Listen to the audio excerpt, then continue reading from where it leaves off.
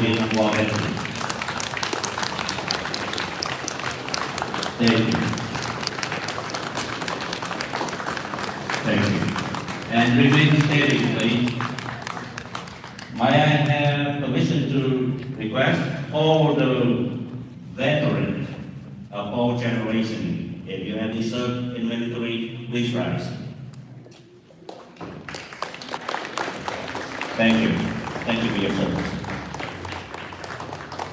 Please be seated. May I introduce Ms.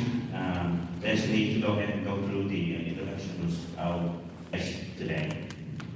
Hi, my name is Destiny, and this is the second year that I host with Brandon. Thank you for being honest to be here today. On the guest list, we have Vietnamese American community of Washington, D.C., Maryland, and Virginia, which có cộng đồng Việt Nam vùng Washington, D.C., Maryland, and Virginia. Chủ tịch cộng đồng Việt Nam vùng Washington, D.C., Maryland, Virginia, ông Kevin Hiển Phạm. Đồng chủ tịch cộng đồng Việt Nam vùng Washington, D.C., Maryland, Virginia, ông Tony Bùi.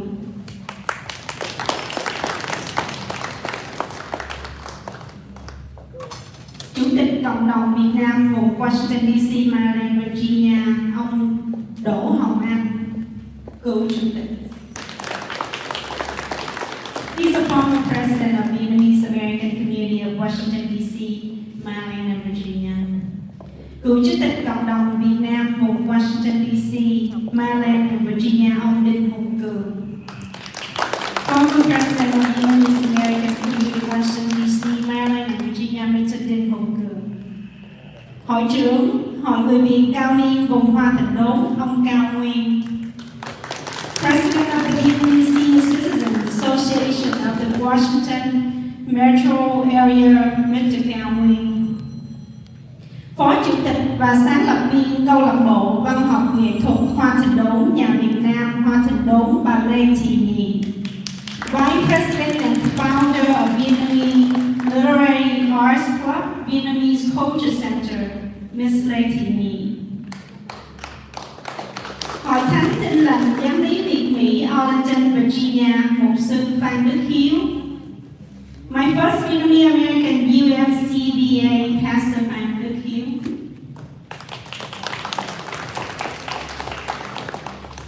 Chủ tịch cộng đồng người Việt quốc gia, Central Virginia, which is me. I'm just reading the paper. Đại diện cộng đồng người Việt Hamptonborough, Virginia, bà Đô Thị Khung. Representative of Vietnamese Community of Hamptonborough, Virginia, Ms. Đô Thị Khung. Chủ tịch Hội đồng Quản trị Tổ chức Ngày Nhân quyền cho Việt Nam. Chủ tịch Hội đồng điều hành Cộng đồng Việt Mỹ Quốc gia tiểu bang Pennsylvania, nguyên Chủ tịch Hội đồng chấp hành Cộng đồng người Việt Quốc gia Liên bang Hoa Kỳ, giáo sư Phan Thông Hưng. Bà Phạm Thị Hương, Tổng thư ký Cộng đồng Việt Mỹ Quốc gia tiểu bang Pennsylvania, cựu huynh trưởng Liên đoàn hướng Việt, thành phố Philadelphia.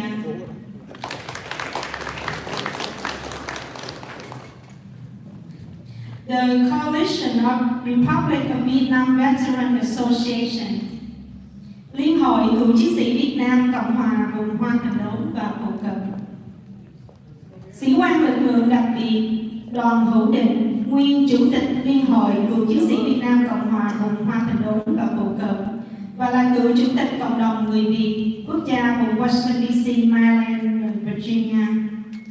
Former Special Operation Officer Đoàn Hữu Định, former President of the Coalition of the Republic of Vietnam Veteran Association, and former Vietnamese American Community of Washington, D.C. and Maryland, Virginia, ông Đoàn Hữu Định. Trung tá Hoàng Song Liên, trưởng phòng tâm lý chiến, Bộ Tư lệnh Không quân. Lieutenant Colonel Hoàng Thanh Liên, Commander, Physical Warfare Department of Air Force Command of Republic of Vietnam.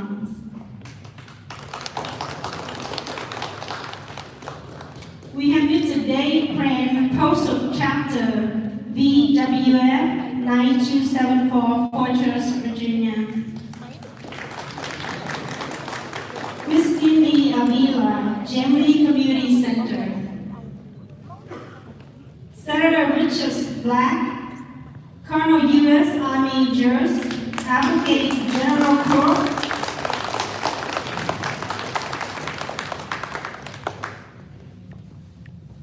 Senator Elaine Salim, Senate of Virginia.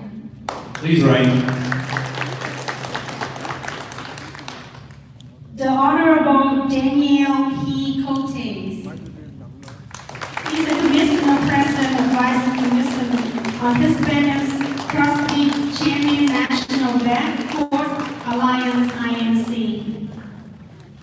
Ellis N. Benson, Executive Director of Fortress Chamber of Commerce.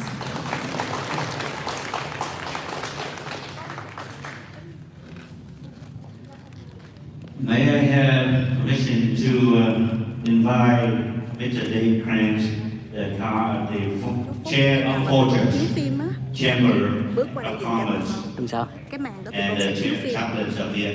cái màn mà tụi con đang để á, Mình đứng đâu đâu? Where the projector? ok, tụi con chiếu ở trên đó, cái projector của tụi con trên đó. Đúng Tụi con rồi. chỉ muốn là đừng có đứng ở đây thì người ta mấy Không người tuân ta Good afternoon, everybody.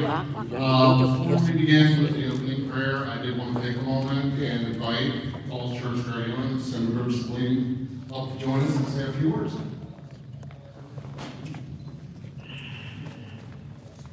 Good afternoon, everyone. My name is Senator Salim. I just want to say thank you to the organizers for putting this together. And as I look through the program, as I look through this room, you know, as somebody who's coming from this millennial generation, I see three things: courage, service, and dedication to not only our nation, but also to work around the world that each and every one of you have put together and made this a better world. And from the bottom of my heart, and of course my generation, our duty is going to be not only to thank you for that service, but also to make sure that you and your community are taken care of. And when it comes to services that is much needed, we will continue to fight for those for you as well. So thank you from the bottom of my heart, and thank you for doing everything that you have done. Thank you, sir. And I just want to let everybody know he has received my invitation at very short notice, within one night. And as soon as he received it, the next day, I got his chief staff respond back that, yeah, he will be there. So it's an honor, sir. Thank you. And also, Ms. Elise, Director, Executive of Chamber, do you have a detailed word for us? You're good, thank you. Okay.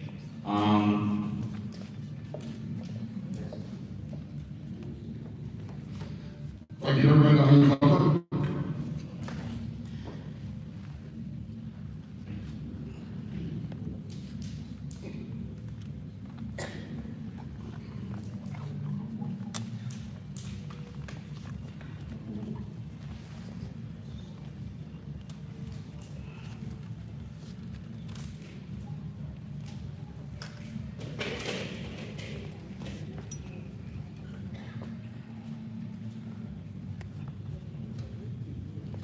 I have to apologize for the lighting. I will have to cut half of the building light to make sure we can see what's on the screen. So I just don't want to let everybody know.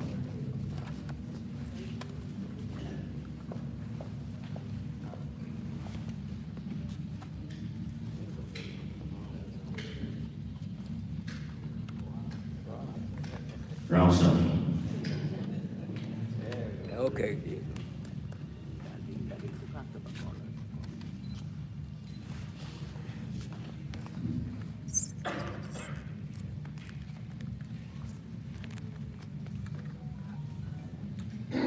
Please join us for the prayer session.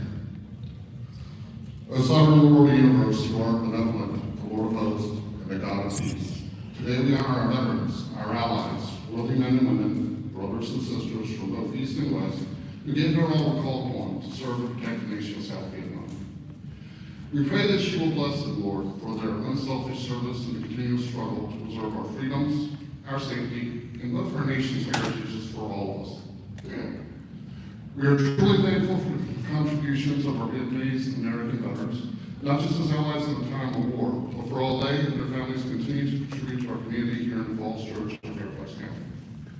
We are thankful for the leadership, both civilian and military, that we have been blessed with from this community, some of whom we will hear from shortly today, as it will strengthen us for the battles that still lay ahead.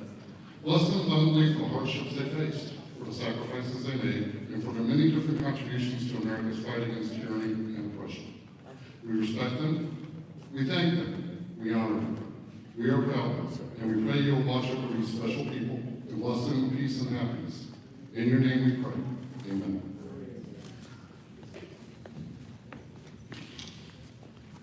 Thank you, Chaplain. May I have an honor to invite Honorable Daniel P. Cortez came on board, and also Ms. Mealy for the Ms. Lynn.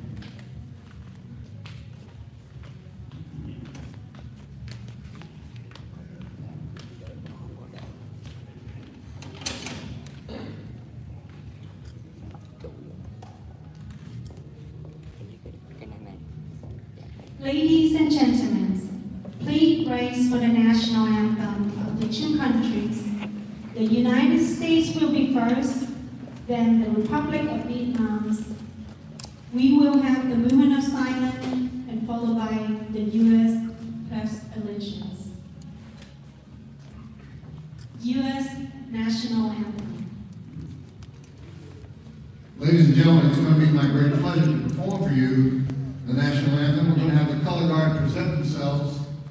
This flag that I'm holding in my hand is the same flag that I carry every day that I served in Vietnam. It was wounded when I was wounded. It is the most treasured possession I have in my entire life. Present the colors. Forward, forward.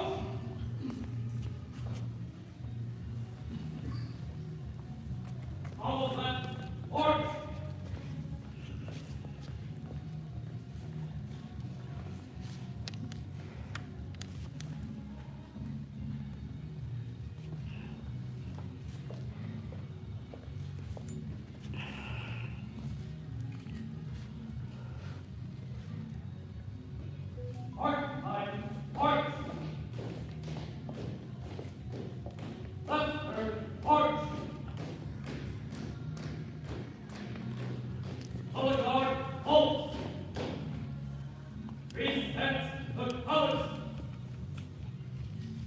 Oh, say, can you see by the dawn's early light what so proudly we hail at the twilight's last gleaming, whose broad stripes and bright stars through the perilous fight all the ramparts we watched were so gallantly streaming.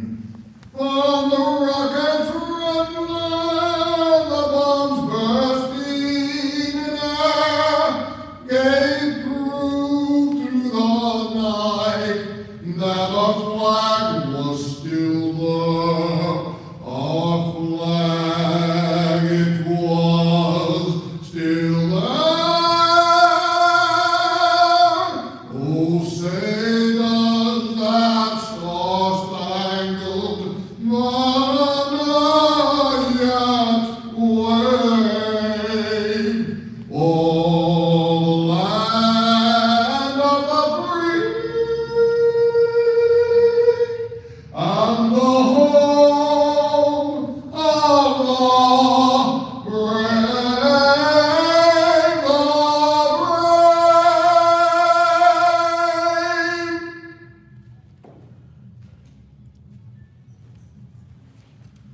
National Anthem of the Republic of Vietnam. Này công dân ơi, đức lên đáp lời sông núi,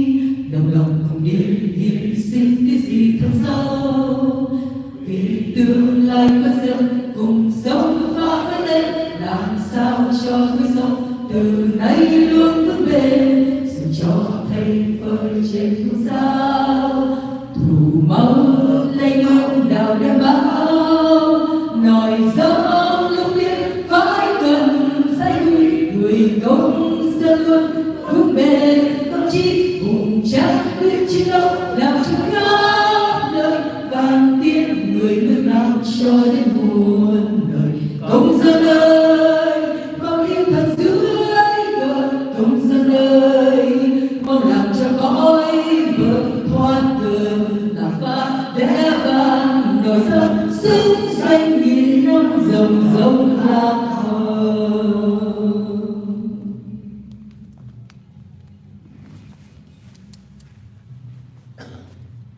Order. Oath. Order. Oath. Parade. Red.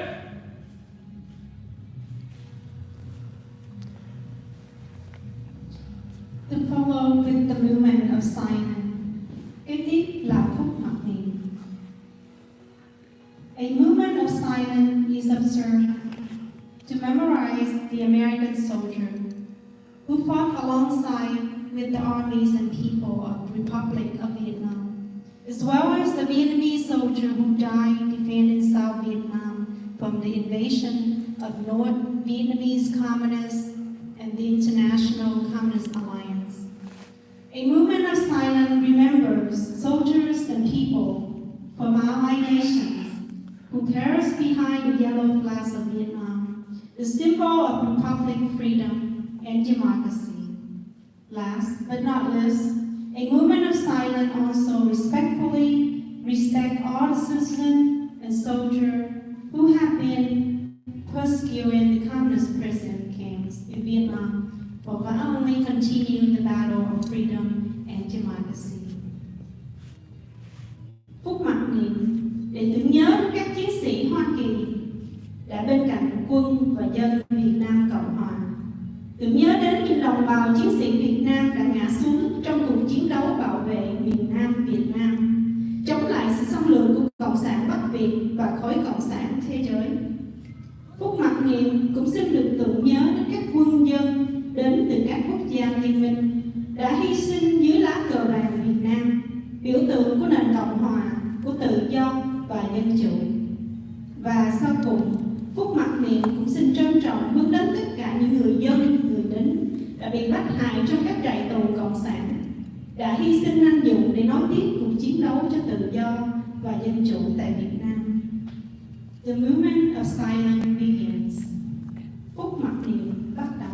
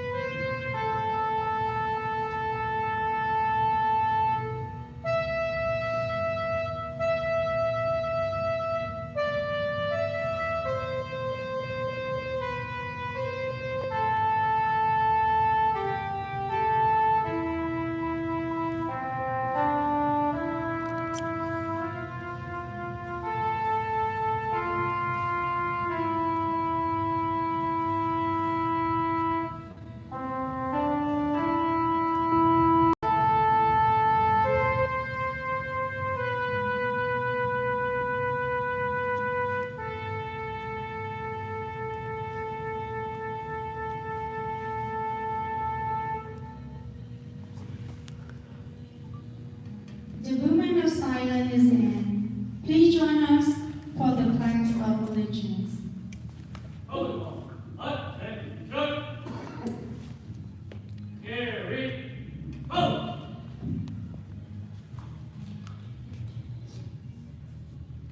Present the oath. I pledge allegiance to the flag of the United States of America and to the republic which stands one nation under God, indivisible, with liberty and justice for all. Order. Oath.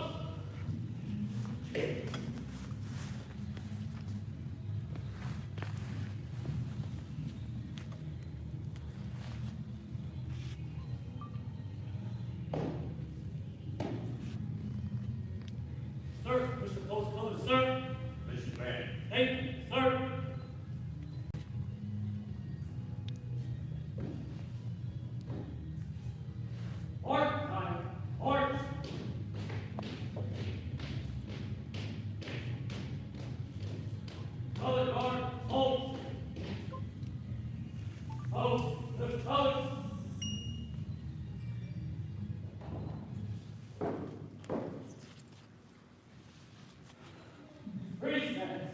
Horse.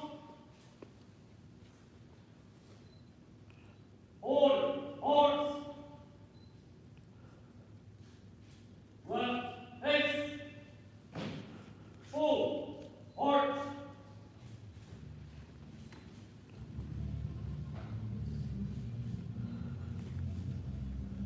Out. March.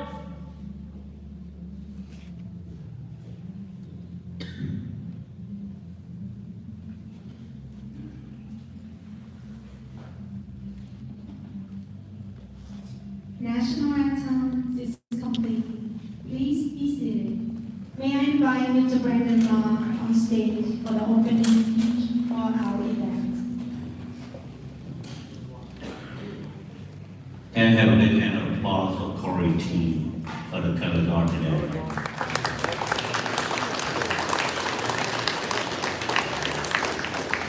Thank you.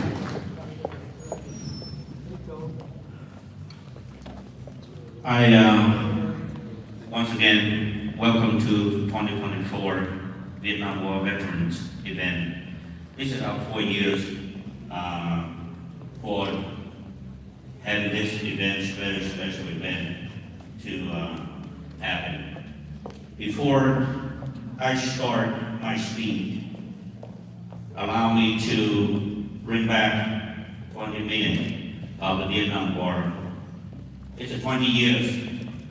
20 minutes was not long enough, but I'll do my best. So let's go. I'm going to have to turn the light off completely.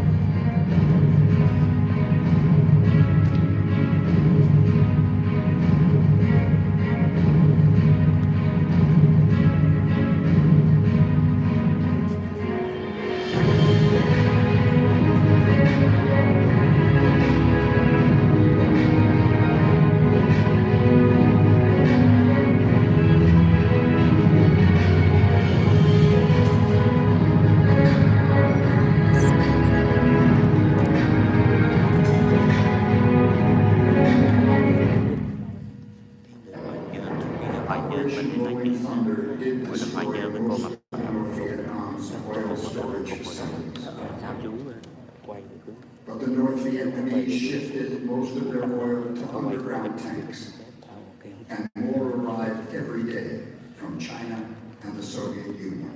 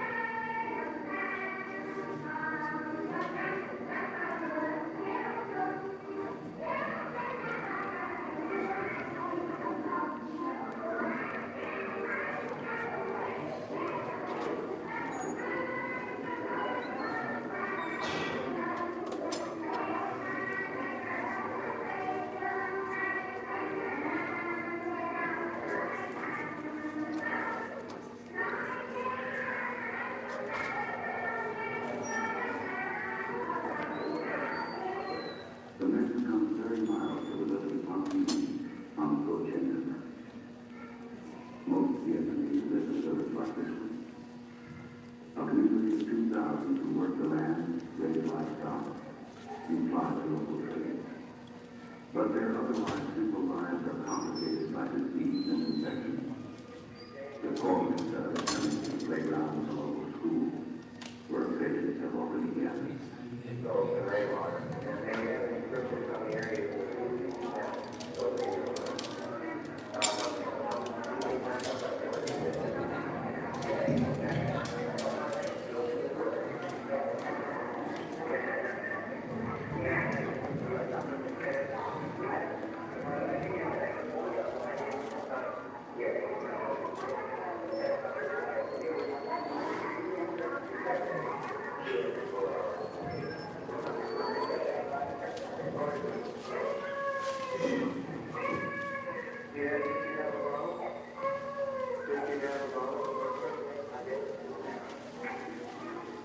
There are no monuments to what is accomplished here. There is no glory. But in this war, the work done here has become as important as anything.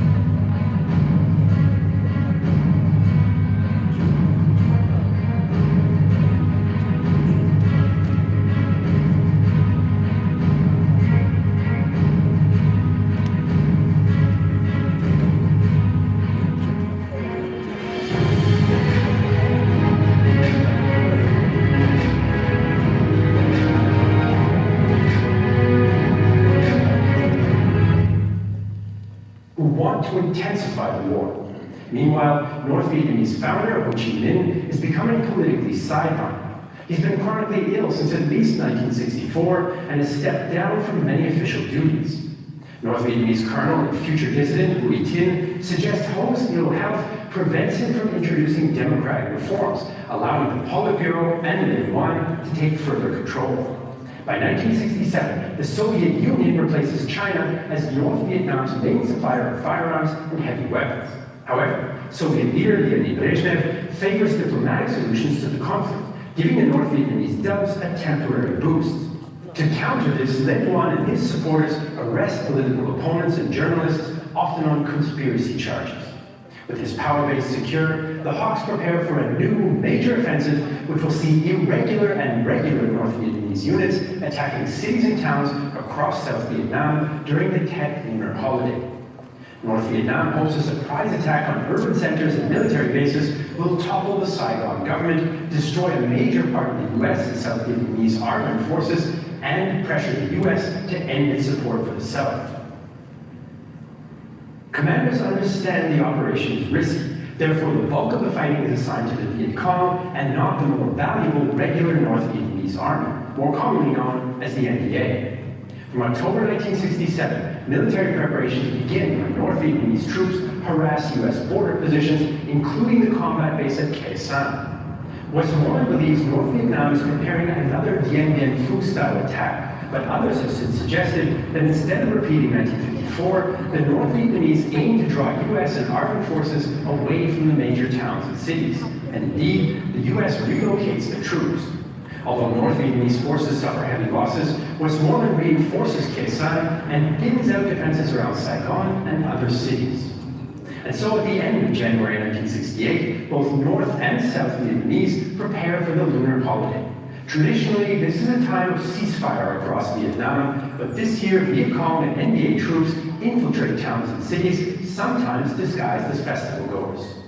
Since it was common for farmers to enter cities with their produce during Tet, the presence of unknown individuals with cargo is not especially suspicious, at least to the Vietnamese. U.S. Lieutenant Colonel John E. Barr later recalled, "I noted the unusual number of young men in civilian clothes, unusual in that most Vietnamese youths were either drafted by the ARVN or off in the hills with the Viet Cong. I was assured that it was customary for local farmers to come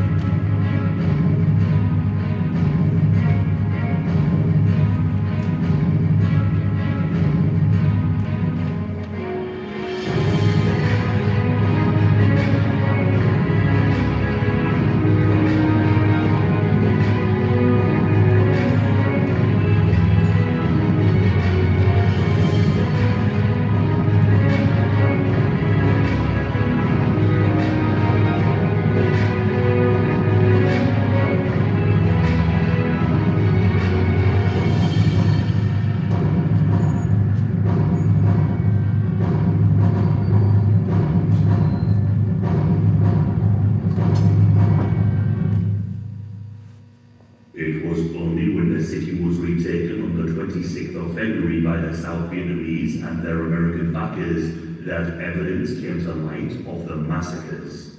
By this point, much of Hue had been leveled. Around 8,000 civilians were uncalled for, and 80% of the city was damaged, with over 150,000 people left homeless. It was not until June of 1968 that some 18 mass graves were uncovered, with around 1,200 bodies. At least half of the bodies unearthed in Hue showed clear signs of murder. Many bodies were exhumed with hands tied behind their backs, with cloth stuffed into their mouths, and perhaps most horrific of all, evidence of bodies twisted in ways that indicated that they were buried alive. Many of the corpses appear to have been executed in the same manner, with blunt force trauma to the head. It would take a few months more, but evidence of deliberate acts of murder committed by the communist forces was discovered. Reports and instructions appear to show that some 2,700 people had been declared as eliminated during the occupation of Hue. Further graves continue to be found, with hundreds more bodies dug up. Some eyewitness accounts described many individuals being led away by the Viet Cong forces.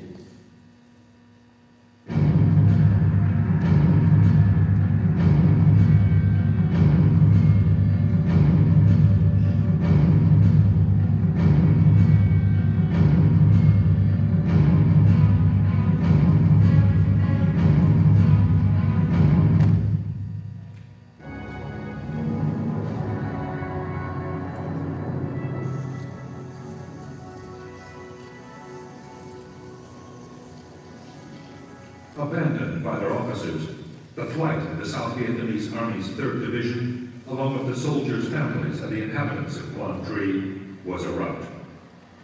In the confusion, bridges were blown too soon, stranding men and equipment.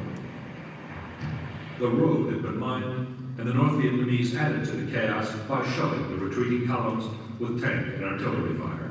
As many as 20,000 may have been killed or wounded, many of them civilian refugees. The fear now was that the NVA would follow up their victory by storming down Route 1 to the city of Hue. There, the South Vietnamese Army's 1st Infantry Division and 2 brigades of Marines were dug in around the city.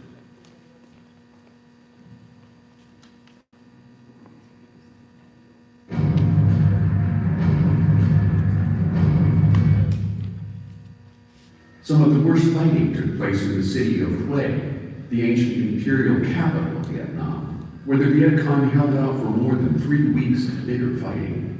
At Khe Sanh in the northwest, American Marines were pinned down and under siege, dependent upon airstrikes to hold off recurrent enemy attacks. More than 80,000 Viet Cong soldiers infiltrated more than 100 towns and cities of South Vietnam, which made the Tet Offensive the largest military operation conducted by either side during the war.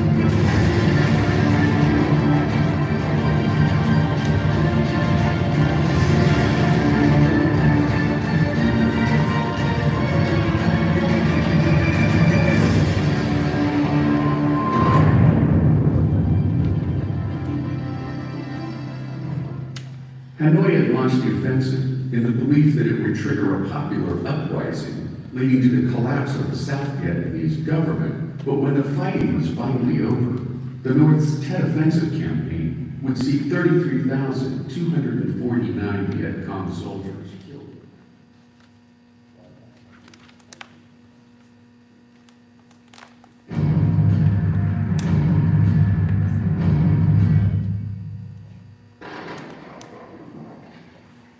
Tháng 3 năm 1975, trước thực tế tiềm lực quân sự suy yếu, đạn dược chỉ còn đủ dùng trong 30 ngày, Tổng thống Việt Nam Cộng hòa Nguyễn Văn Thiệu quyết định tái bố trí lực lượng. Tuy vậy, quyết định triệt thoái khỏi cao nguyên trung phần, tức quân khu 2, và cách thức mà các tư lệnh chiến trường thực hiện nó là một sai lầm lịch sử. Sự hỗn loạn dẫn đến việc mất luôn ở khu vực quân khu 1 ở phía bắc Việt Nam Cộng hòa, Huế rồi Đà Nẵng thất thủ, và sự sụp đổ dây chuyền kéo dài tới quê hương của Tổng thống Thiệu là Tam Giang.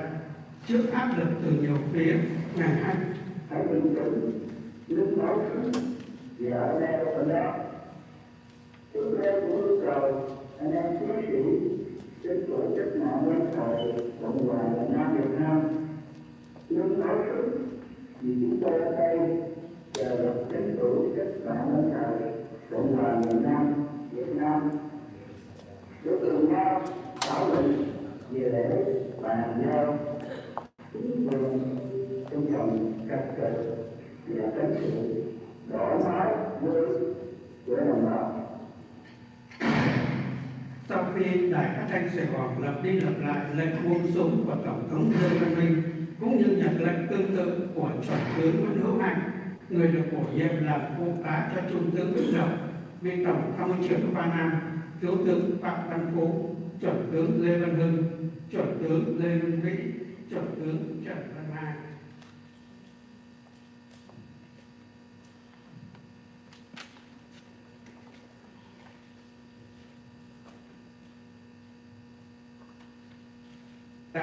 Vào buổi trưa ngày 30 tháng 4 năm 1975, tôi tin tưởng sâu xa và sự hòa giải giữa người Việt Nam để khỏi vi phạm xương máu người Việt Nam.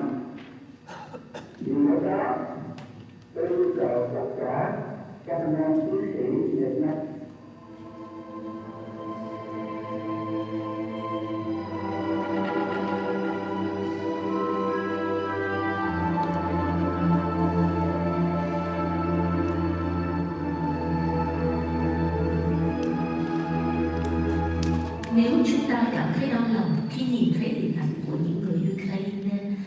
người bỏ nước ra đi vì chiến tranh của ngày hôm nay, thì gần nửa thế kỷ trước, người Việt Nam của chúng ta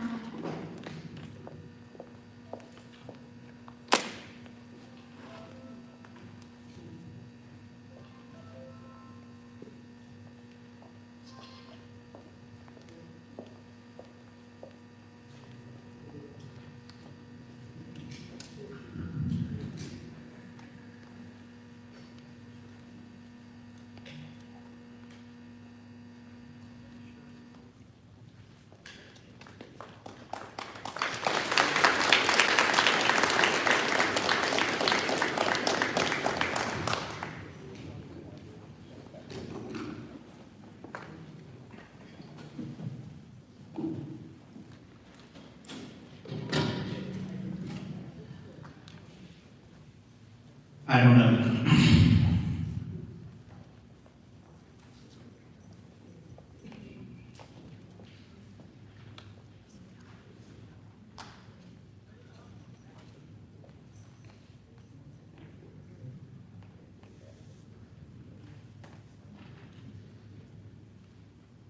And I cannot tell how many times.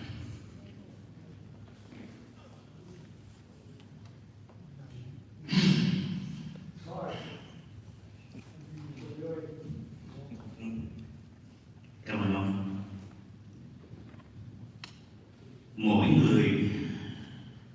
Mỗi khái niệm về chiến tranh Việt Nam, each one of us had our own opinion to the war in Vietnam, how it's ended. But for me, I like to be an independent thinker.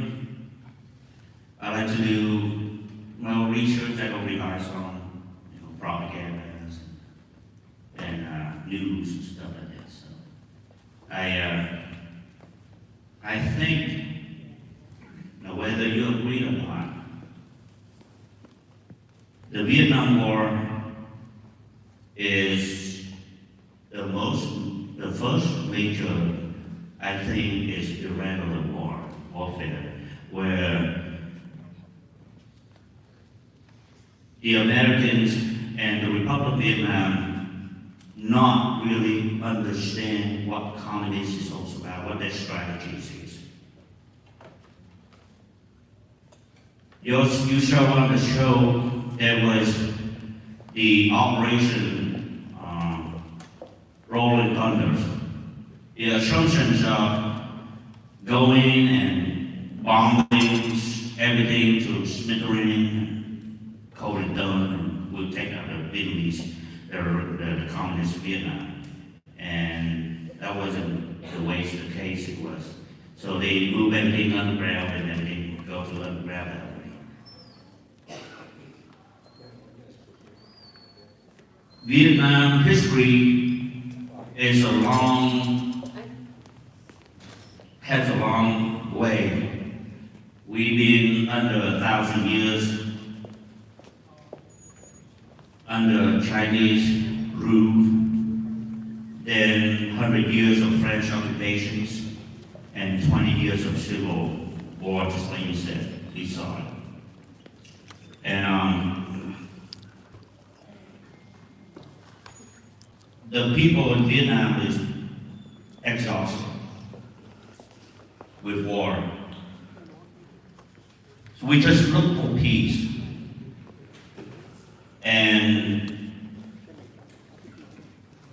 that is where the Viet Cong began existing, the French occupations. They take advantage of the brand new born Republic of Vietnam, where the people still in the mode of go between the monarchy society into a republic. And so people are confused.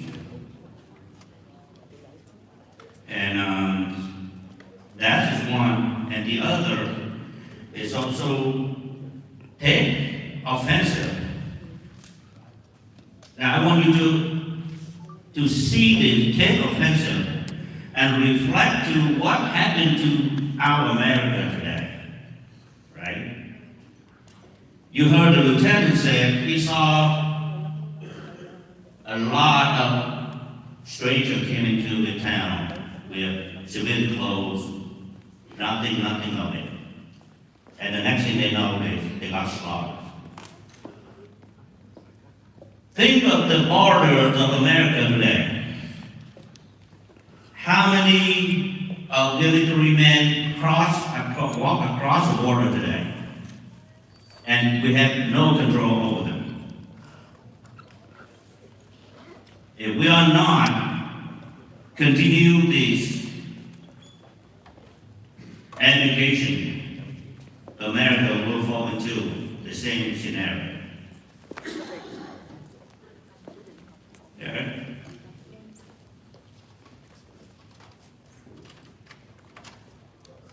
The war in Vietnam is a war that had, if you really look at it, there is no determined winner or loser in this.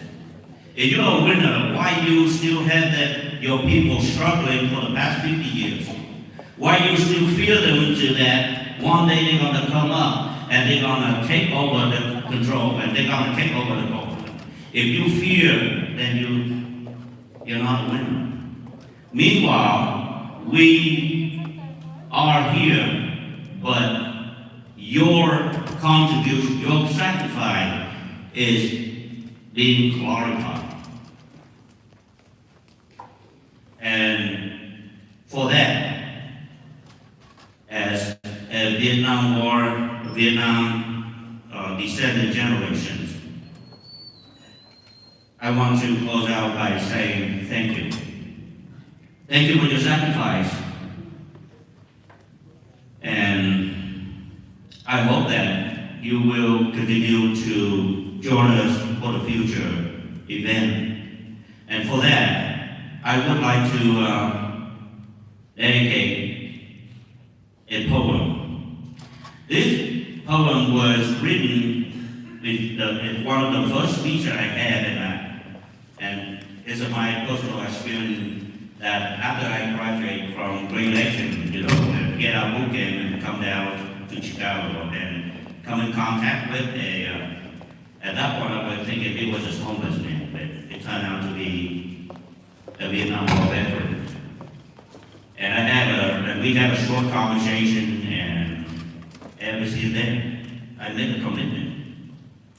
I made a commitment to all of you, both Americans, Republic of Vietnam, and the Allies, that we as a generations of descendants, we will continue to contribute our sincere to all your sacrifice and continue your work that hope one day we will bring true freedom back to Vietnam. May I invite Lieutenant Colonel Nhân Nguyen, and also I have a reminder to all the media members as well as the audience. Lieutenant Colonel, she accepted my request in a very quick manner, that she doesn't have enough time to submit her her request through the change of command. So, but she wants to be here. She wants to show her appreciation to all of you. So, but she have a request that if you guys, if the media member or anyone recording right now, please hold for a second for her reading, and then we will continue the poem again, the program again. Please welcome. No photos. And no photo as well. No photo pose, please. Okay. Please welcome Lieutenant Colonel Nhân Nguyen.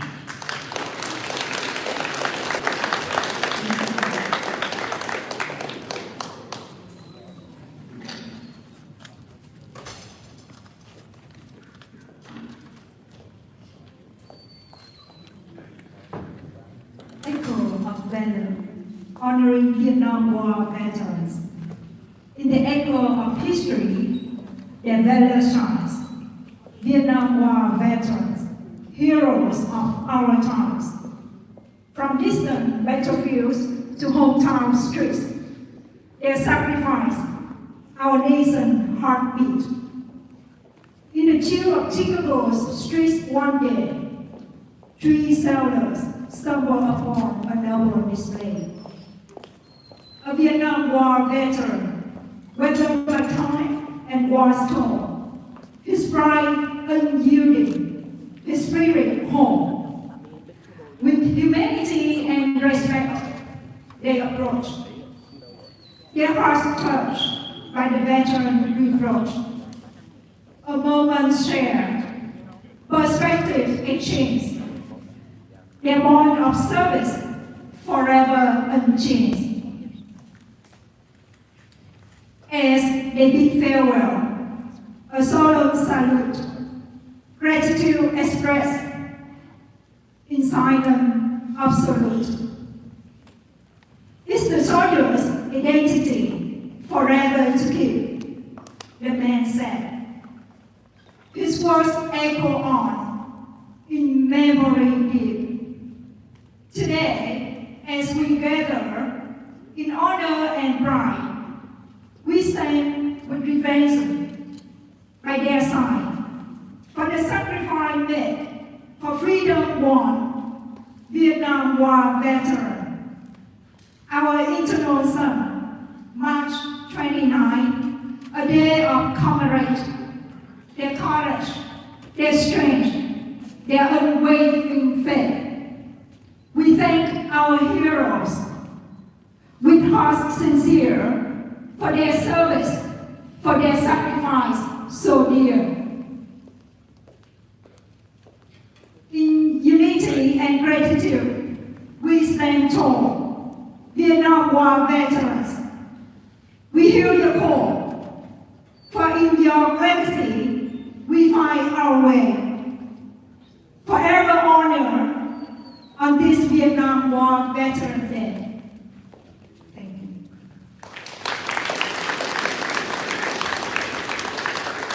Thank you, Senator.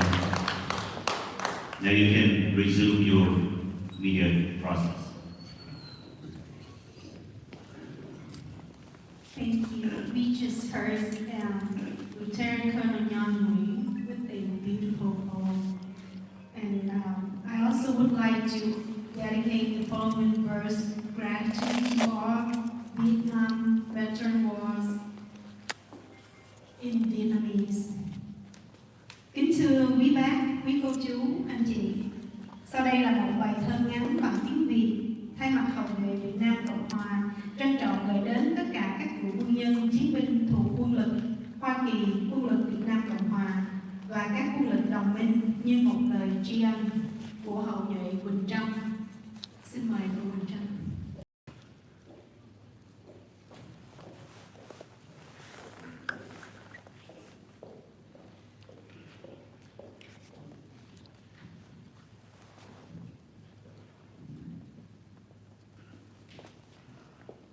Tri ân. Trang sử Việt vẫn còn vương khí khách, những anh hùng đang tuổi sách bút nghiêng, không nỡ đành để vận nước ngã nghiêng, thôi cắp sách mà lao vào cuộc chiến. Nơi biên cương hay dẫn đầu chiến tuyến, ngăn chặn từng bước tiến của cộng quân. 20 năm gieo chết chóc trầm luân, chúng quyết cướp một miền Nam trù phú. Rồi thế sự tuyệt tình nên thất thủ, khiến anh hùng gửi rũ chiến bào xưa. Can tâm với một số phận đủ bừa, lặng lẽ sống cho trọn lòng nhân nghĩa. Hậu duệ họ cũng nặng tình trọng nghĩa, ơn sinh thành, ơn nghĩa tử quốc gia. Lá cờ vàng ngạo nghễ vẫn bay xa, ba sọc đỏ Bắc Trung Nam nguồn cội. Hãy nhớ nhé, đừng bao giờ quên vội, nền Cộng Hòa đánh đổi bởi cam go. Không có họ bỏ xương máu giữ cho, sao biết quý tự do thù cộng sản. Công ơn đó không thể nào quên lãng. Xin chân thành dâng tặng những lời sau từ hậu duệ và thế hệ mai sau. Chúng con kính xin trao tất cả các cụ quân nhân, chiến binh thuộc quân lực Hoa Kỳ, quân lực Việt Nam Cộng Hòa và các quân lực đồng minh đã anh dũng chiến đấu bảo vệ miền Nam Việt Nam trước xâm lược của Cộng sản Bắc Việt từ năm 1955 đến năm 1975.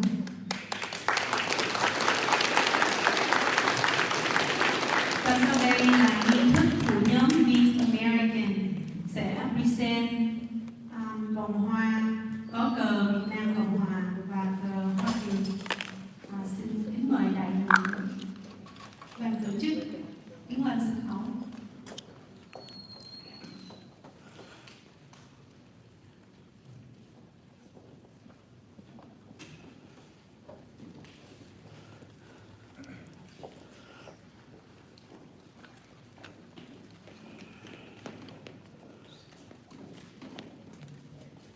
Then two young women represent the Viet American group to honors a veteran, people that has sacrificed for our freedom with the flower of the two flags, the Republic of Vietnam and American flag.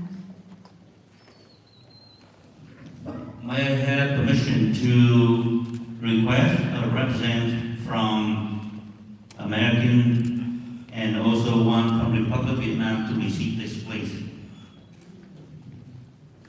Have Senator Richard Black came on, please. And chú Omar.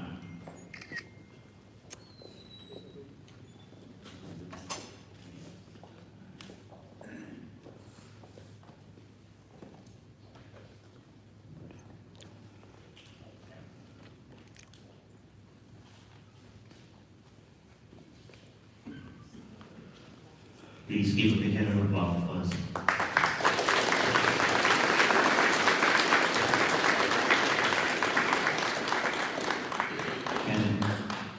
Can I have the two of you carry from her and put it on that trash, please?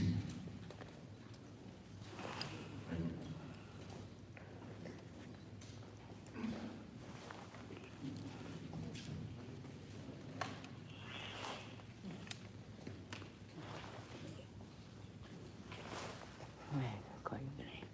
Dạ.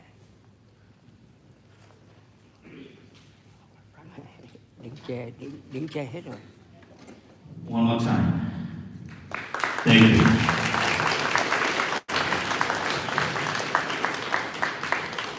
Thank you. Thank you, sir.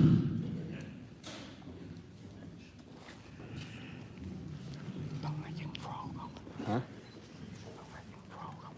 We are now beginning with our special guest speaker section. And may I have the honor to invite our Vietnam War veteran, a commissioner and also chairman of National Vet Court Alliance and INC, the Honorable Danielle Cotes on stage, please.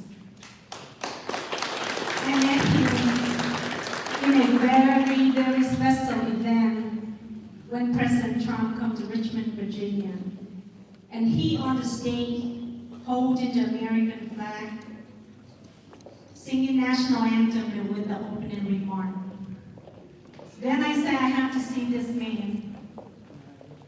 And yes, he gave me the opportunity to talk to him and his wife. And now he accepted our invitation to come to this event. Thank you so much for being here with us today. I want to thank each and every one of you for this remarkable honor. And I want to be very honest with you. 54 years ago, I left Vietnam. A very, very relieved young man, 20 years old, and landed in Vietnam on my 19th birthday. And I was so happy to be leaving alive, like many of us know. I struggled for 50 years to find myself, if I can be totally honest with you. I have said this to the President, to governors, to my own family. Some understood, some still don't understand what we have been through. This is the most important day for me, because today I am healing because of all of you.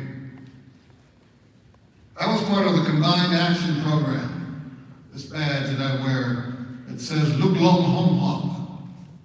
Combined Action. It's supposed to be a Combined Action Program in Vietnamese. And I was terribly proud to work with the Vietnamese community. That's 19-year-old Danielle Cortez, Lance Corporal Cortez in Vietnam, with my friend Skip Myers. And again, this is the flag that I carried every day, that I was wounded. I've shown it to the President, the governors. It's my most treasured possession.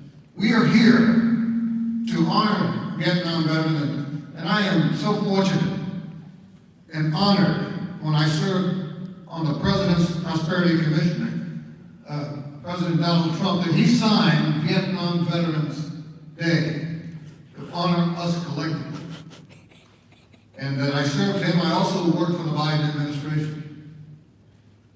And I was so proud to be with President Trump, because this is about patriotism. I don't know a more patriotic people in America than the Vietnamese community.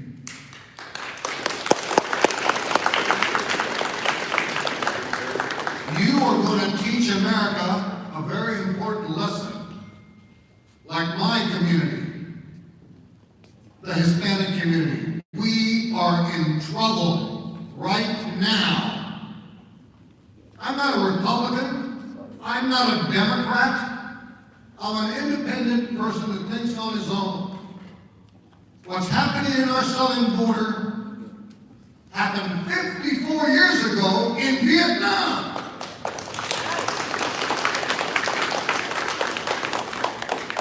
I'm going to ask you to vote your conscience, but vote. Send a message that we have had enough. That we want democracy to be preserved. We fought for it. We gave blood for it. Our families are still there, trying to come here. This is about patriotism. And I want to thank you for the great honor to stand with fellow patriots. You've helped me. I was very nervous. What would I see? Could I sleep? I didn't get much sleep last night. But I'm going to sleep tonight. And I'm going to feel very good. Because I am with friends. I am with my comrades. I am with my fellow Americans that respect patriotism. And all of us, let's send a message in November. We've had enough. We have to restore our country, or we're going to lose it. I want to thank you for the honor. I want this great honor, and I salute every one of you. Yes.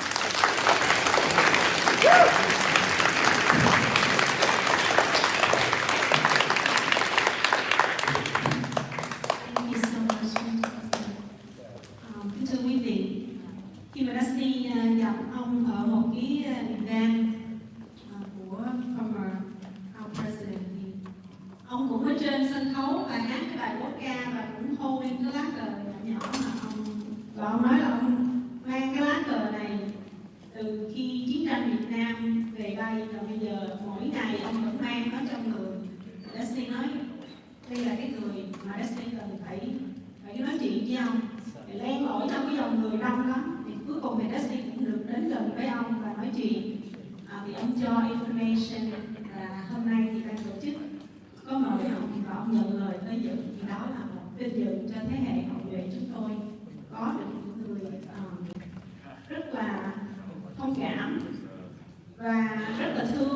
thủ phu nhân Quốc lực Việt Nam Cộng hòa như ông đây. Thank you so much. I'm just translate how I met you in Vietnamese. Thank you.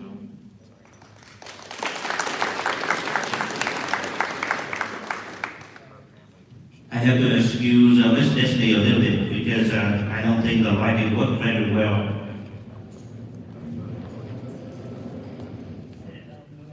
Now we can see better. Our next guest speaker would be Mr. Đinh Hùng Cường. He is Lieutenant Colonel of Army Republic of Vietnam. Chúng con kính mời chú Đinh Hùng Cường lên sân khấu.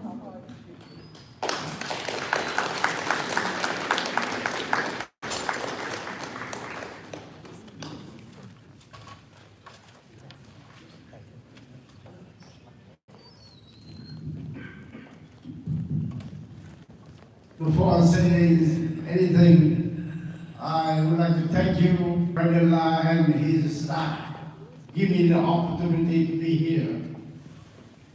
Ladies and gentlemen, I'm very honored in front of you today on a special event on Vietnam War Veteran Day. I come here to honor the Vietnamese and American veterans who fought for the freedom of the South Vietnam. I also to be here for appreciation. The American soldier and Vietnamese soldier has sacrificed their lives and their body for the South Vietnam and the free world. Ladies and gentlemen, the Vietnam War was over 49 years ago, but it still have a lot of things for us to tell and have a lot of things for us to learn. I understand all of you over here, Vietnamese, American veterans are heroes. We fought a very difficult and terrible war, so you know how the war looked like. But I want to use this moment to share my experience, my knowledge with your generation about the Vietnam War. I want to review about that so they know how the war looked like. I was an aerial observer for the Aviation Army 74 Company. So I got a chance to work with the 25th Infantry Division, 1st U.S. Infantry Division, and the 5th South Vietnam Division. We in charge in the area Củ Chi, Hậu Nghĩa, Tây Ninh, Bình Dương, and Phước Long province. And the Vietnamese soldiers, we have a problem because over there they have a lot of secret zone and a lot of booby trap and minefield. We could not get a chance to go in there to fight with them, even if we sacrifice a lot of casualty. But with the Americans, it's different. They have a technology, they have a transportation. They use Hunters helicopter for air war operation. They bring the troop right on the headquarters on the communist command post to fight over there. And from the outside, they use a big bulldozer. And they clear booby trap and minefields to save a lot of casualty. That's the war in Vietnam.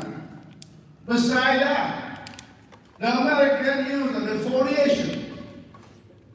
The defoliation plan. And you believe it or not, General Alexander Haig, he was a Secretary of State under the Reagan administration.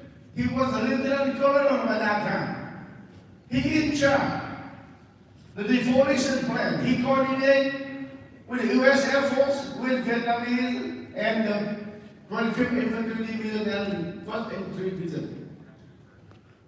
And the D-Day, you will see 100 of the cargo airplanes, like a C-130, C-122.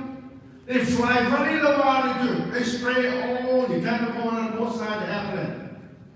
And you know what? A few weeks later, all the leaves drop off the tree. And you can see enemy easily in the thick jungle. That's the way the war in Vietnam. Besides that, the American forces and the Vietnamese forces, we use the special forces. We drop the small team in the infiltration area of the communists. What we do, they have the human detector device, and they hide these things under the tree, under the trap.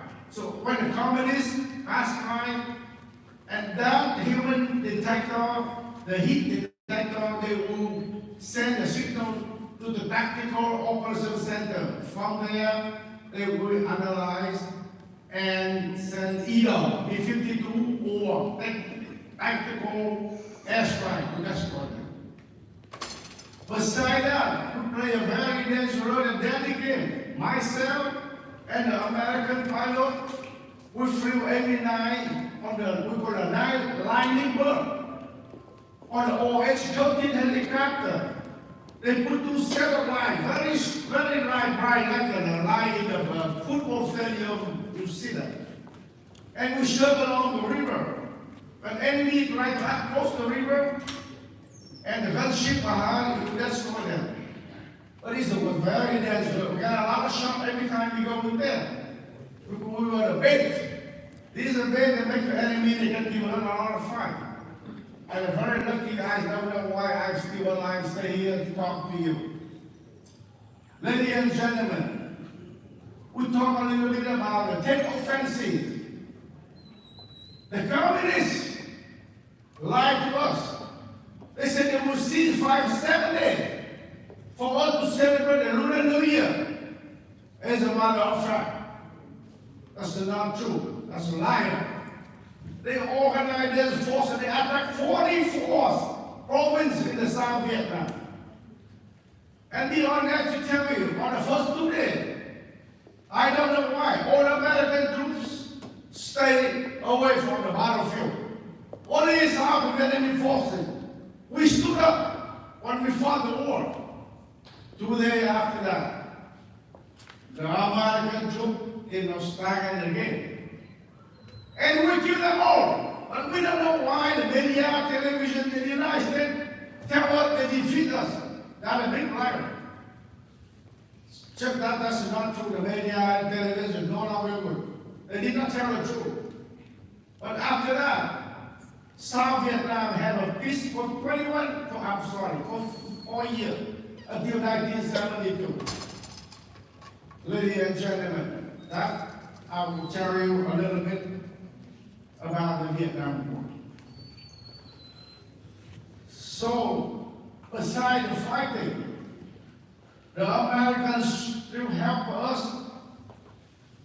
for the people, for the victims of the war. They bring the medicine, they bring the doctor, they bring the nurse, they bring all kinds of help. That's the kind of thing will be very appreciated for the help during the Vietnam.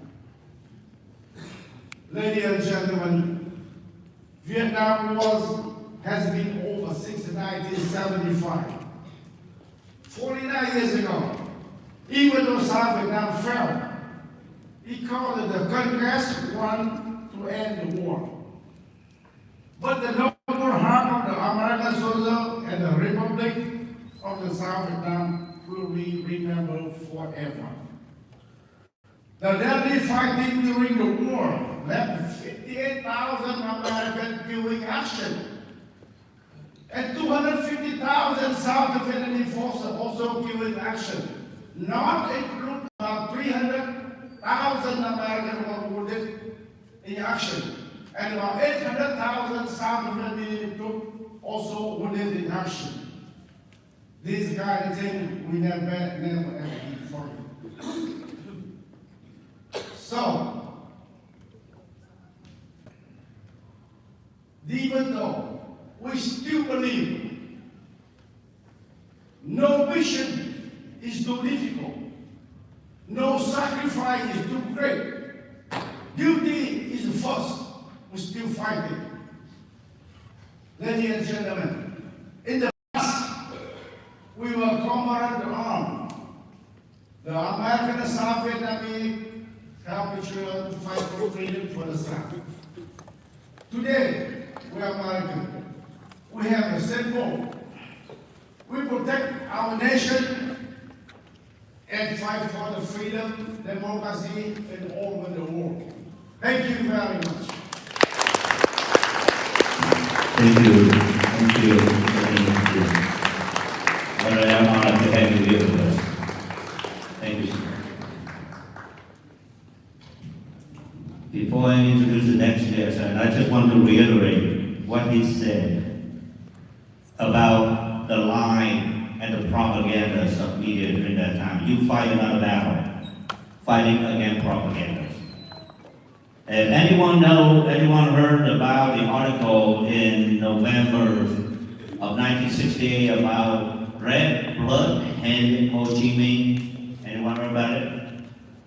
Well, not, because you know why? Because they just been approved to publish in 2005, if I remember correctly. It's in August the 17th of 2005. And if that article was described very detailed of the mission of one of our Marine Major General was. You guys heard about it? Probably not, because again, they hide it from you. It was the leader, he leading I believe the 2,300 Marine, one of the few first combat in contact with Vietnam. He was the first witness of how and what kind of brutality of the Viet Cong did to the South Vietnam. And I'm sorry to go to the detail a little bit, just so to put it in perspective, and why the American side, the American soldier, had made a clear commitment to fight along the side of the South Vietnam. He described that the family were missing a boy, and they believed were captured by Viet Cong. The following day, they saw the boy running out of the jungle with both hands cut off, chopped off, with a sign on his neck, warning his parents not to incorporate with the Republic of Vietnam and the American tribes. Or they go to the village, slaughter the village, kill the mayor, and also split his wife and children while mutilate the body. Ladies and gentlemen, that they call liberation, right? They call that liberation. In Vietnamese, they call that giải phóng. So let me ask all of you here, with that kind of murder, who are they liberating us from? Or they just try to take over the South? And at the end of his article, he actually, on his count, by the end of 1967, he accounted about 100,000 murdered, mutilated in all shape or form. 100,000. Okay, that's a lot. If you put together a picture of ISIS on the television and all the gang rivals treat each other, that's not even close. So, at the end of the article, he said, he looked at this, at the general, major general, he looked at this, this is not a duty anymore. It's a must. It's a commitment to fight along the side of the Republic of Vietnam and defeat the communists. So, I just want to add on to that. If anyone don't understand the communists, that's where it is. Might I have my honor to invite our next speaker to the stage, Mr. R. John Valeries. Please come on. He found an unusual roadmap to the Republic of Vietnam It was our military intelligence service, right? Wearing civilian clothes and headquartered across the street from American consulate in Frankfurt, Germany. When he decided he wanted to see South Vietnam, it took the Pentagon 2 weeks to cut this order, had him turned in his 38 caliber snub-nosed Colt revolver. Very nice description. For what was to be the 45 caliber Colt pistol, and a few more weeks to fly into the 25th Infantry Division headquarters located north Saigon at Cu Chi. The Chairman, I turn the stage back to you. Thank you, sir. I'd like to begin by asking a question. How many of you here today have children and grandchildren? Raise your hands. I also have a son, daughter, and grandchildren. When my son John was studying at Bucknell University up here,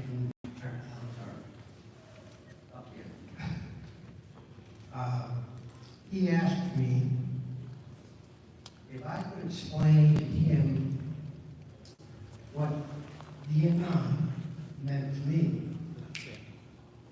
I told him, oh, I can, but I'd have to ask you 2 questions, and actually provide you the answer to also. Now, I'm going to ask you all those same 2 questions, and I promise you I'll give you the answer. Question number 1. Falls Church, Fairfax, what's the total combined population? Does anyone know? It's pretty hard to figure out. It's just a little over 40,000. Just a little over 40,000. You know, you recently heard the number 58,220. Those are my brothers and sisters who were killed in combat in support of the Republic of Vietnam. You know how many men, women, and children live in Arlington, Virginia? There are 235,000 men, women, and children. You know how many Purple Hearts were awarded to American soldiers, men and women, who supported the Republic of Vietnam? 351,000. 351,000 awarded to those who were killed in action and severely wounded. That's reality. That is reality. Over 2.7 million young American boys fought in a nation that was essentially halfway around the world. Halfway around the world. On April of 1975, Saigon, and Vietnam, Hoa fell.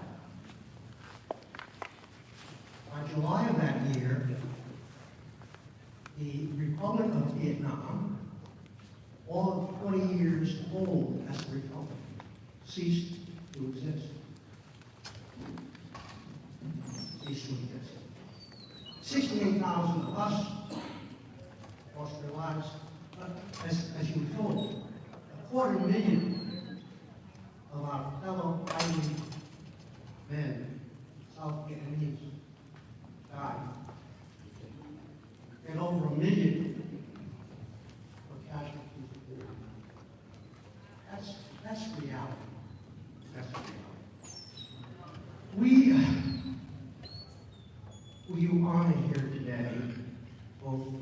American fighting men and women, and Vietnamese fighting men and women. We were called to help defend a newly formed nation. And we did that, believe it or not, with honor and a sense of duty. We veterans here today are thankful for the honor bestowed upon us. And lest we forget, also those whose names are carved in a half-sunken wall made of black marble on the wall of Washington, D.C. A final word to my veteran brothers and sisters. Stand proud. Stand proud. Teach your children, remind your children of the words duty, honor, country. You veterans here today are the most exemplary examples of what those three words mean. You are living examples.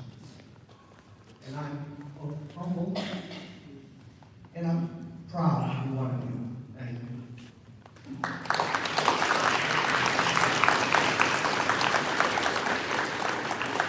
Thank you, sir.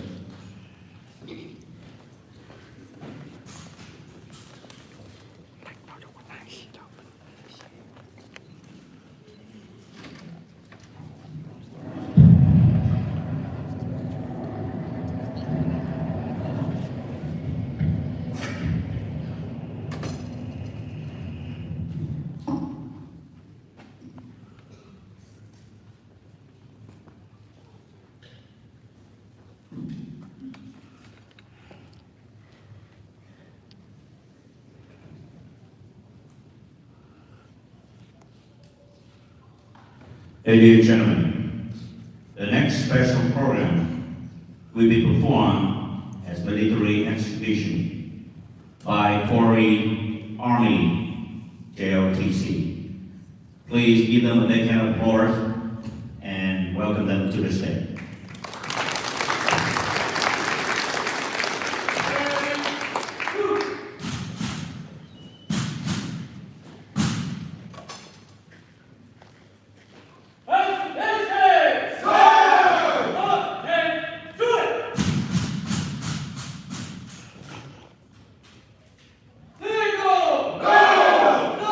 Che cái máy làm sao?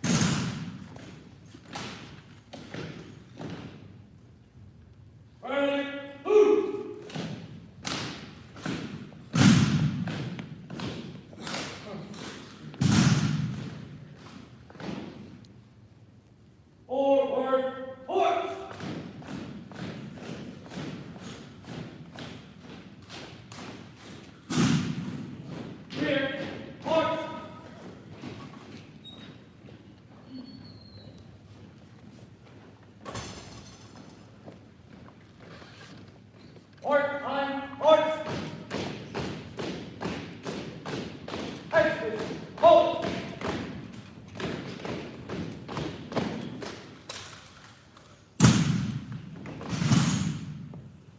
Ready, move. Ready, up.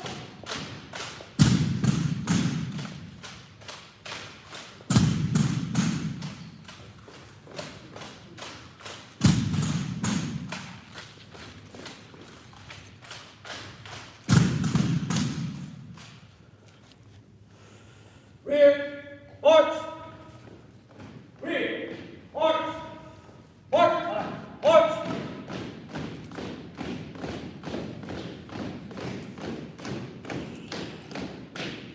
One, two. One, two. Exit. Halt. March along.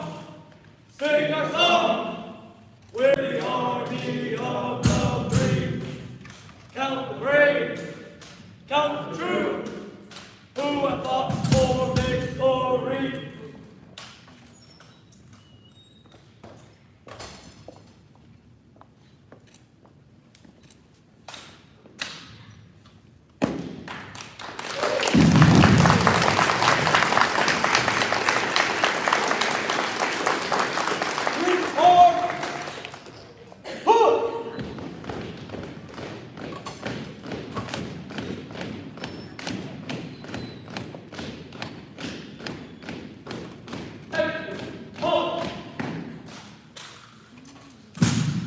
Right face.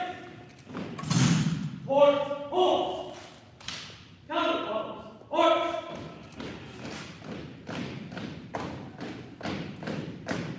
Hold, horse.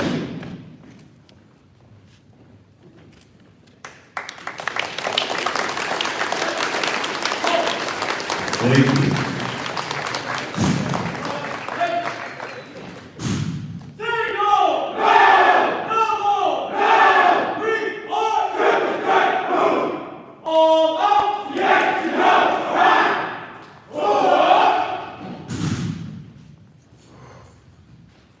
Thank you. May I have the whole entire JLTC come on stage, please? All, everyone. Where's the Master Sergeant?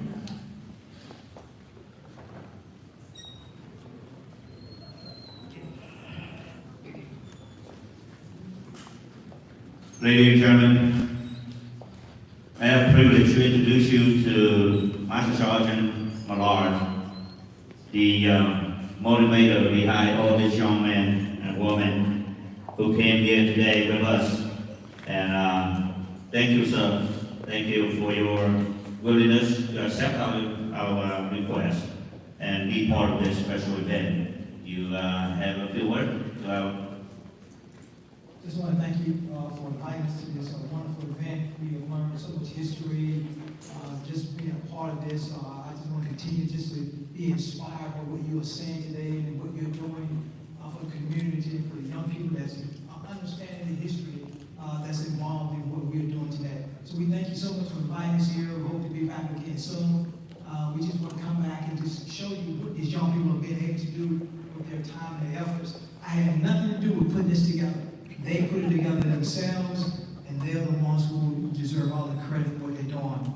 And I just want to also tell you that a small group of them is also going with me to Florida in May to compete in a armed exhibition drill team competition in Florida. That'll be the first week in May. So congratulations to them. This is going to be going out in Florida as well for their events. So thank you so much for inviting us. Thank you, Master Sergeant. Would you come in and get one picture with them, please?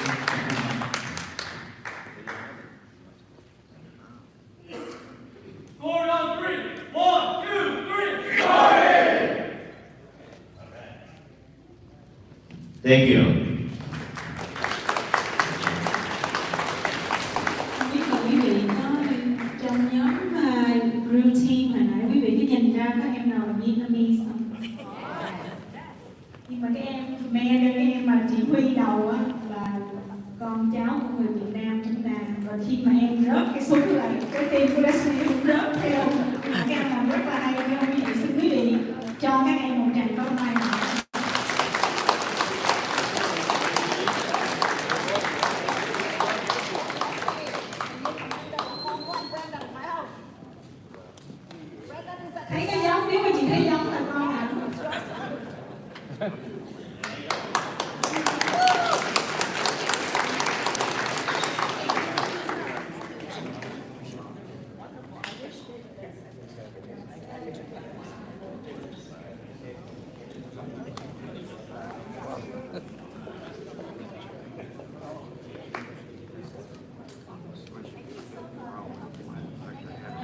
one more time. Our next guest will be, again, may I invite Lieutenant Colonel came on stage. And again, I made a respectful request from the members. Please hold your recording for temporary. Thank you.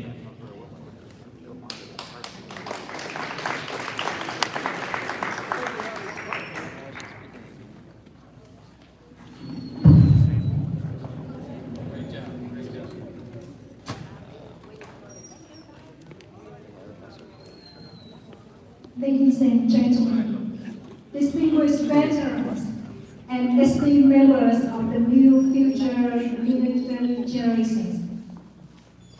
As we gather here today to commemorate the bravery, sacrifice, and resilience of those who served in Vietnam War, I'm deeply humbled and honored to stand before you. It is a profound privilege to address such a distinguished audience, comprised of both those who have valiantly served and those who continue to uphold the noble tradition of our armed force. The Vietnam War remains a pivotal chapter in our nation's history, marked by courage in the face of adversity, unwavering commitment to duty, and ultimate sacrifice of so many. For those who fought on the front lines, and for those who wait anxiously at home. The Vietnam War was not just a conflict, it was a crucible that tests the very essence of our humanity. To the veterans gathered here today, I offer my deepest gratitude and admiration.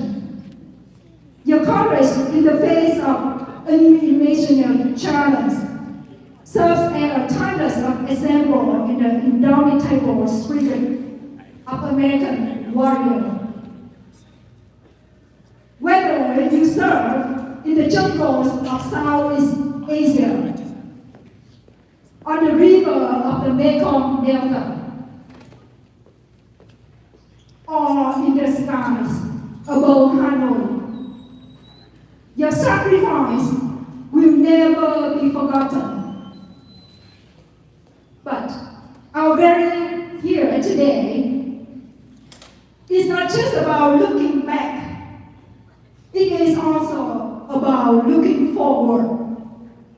It is about honoring the past while inspiring the future. As we stand on the shoulders of giants, we must remember that the torch of freedom and democracy has been passed to us. It is our solemn duty to carry it forward with the same courage, dedication, and honor that define those who came before us. To the future military generation in our midst, I say this: the legacy of Vietnam War is not just a memory, it is a call to action.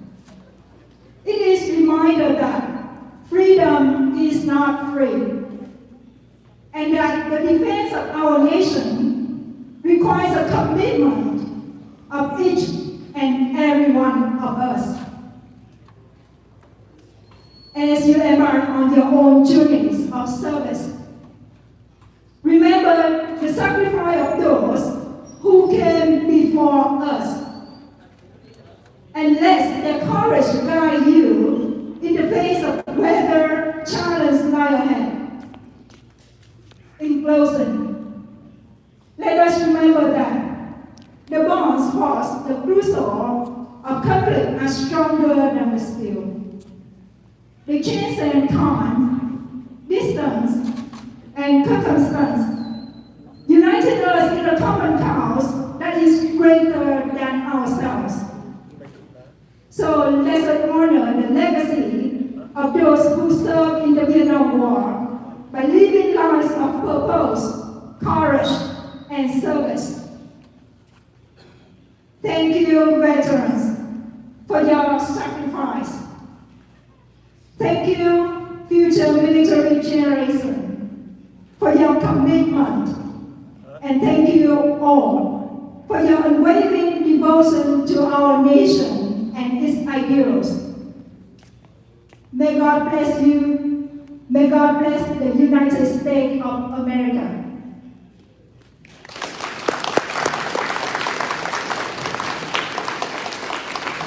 Thank you. Thank you, Tom. May I have my honor to invite Senator Richard Black on stage, please. Senator Richard Black has been with us for at least 2 events, and he's a big supporter behind us. And we very honored to have you on every event, sir. And the stage back to you. Thank you very much. It is always an honor to be here with the people who have fought for the Republic of Vietnam, whether in the uniform of the Republic or in the uniform of the United States or of Korea, some from Australia, some from the Philippines. I was a pilot. I served with a squadron called the Ugly Angels. It was kind of a good name for us. It was a very wild group of people, but they were always reliable. They never backed off in danger. And I flew 269 combat missions with them, and had been shot up. The plane had been shot up a number of times. One time I crash landed after machine gun fire from a machine gun nest raked the belly of the helicopter and knocked out the flight controls. So as the months went on, the fighting was bubbling over in the area of Da Nang. Da Nang was being attacked by the 2nd North Vietnamese Division. So you had the 1st American Division versus the 2nd Division. And the word came down in the ready room. We were aboard carrier at the time, the aircraft carrier Iwo Jima. And at the morning briefing, they said, look, tremendous fighting in Da Nang. We need a volunteer who will fight on the ground, calling in airstrikes, medevacs. We need a forward air controller. I said, I'll go. And they said, well, you're going to a 6-week school. You'll learn all about how to do this. And they flew me out to Da Nang the next day, and there was a colonel who was briefing me on how all of the system worked. And then the major came running in and he whispered in his ear. And the colonel said, Lieutenant Black, he said, we're going to fly you out to 1st Battalion, 1st Marines, because there's something going on there, and it'll give you a little familiarity. When you go back to school, you'll understand a little of what it's like. I said, sure. And I went out, and we got all suited up. I got on a 6-by, and we drove out, and then we disembarked, and then we got on a jungle trail, and off in the distance we're hearing bombs and guns go off. And up the trail came 3 Marines, and one of them was just furious. He was a big, tall fellow, and he looked at me and he said, are you the new FAC? I said, I'm going to be training to be a FAC. FAC is the forward air control. Well, I didn't know at the time, but he had just been relieved. There had been an accident. It wasn't his fault. But the way that senior officers tend to do it, it's better to get rid of somebody down low than it is to try to explain what happened.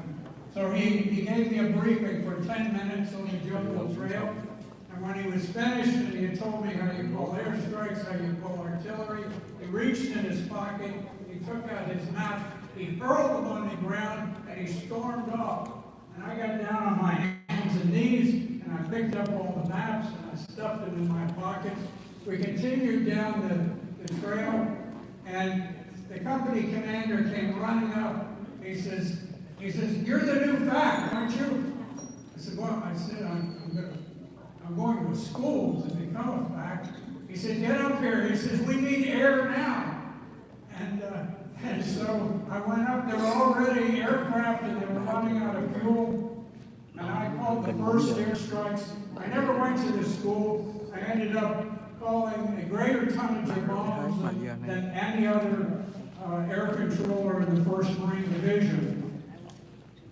Now, before I left, I was flying as a pilot in the cockpit, and this was out of July, and I would go into the village. We had a quiet village there, and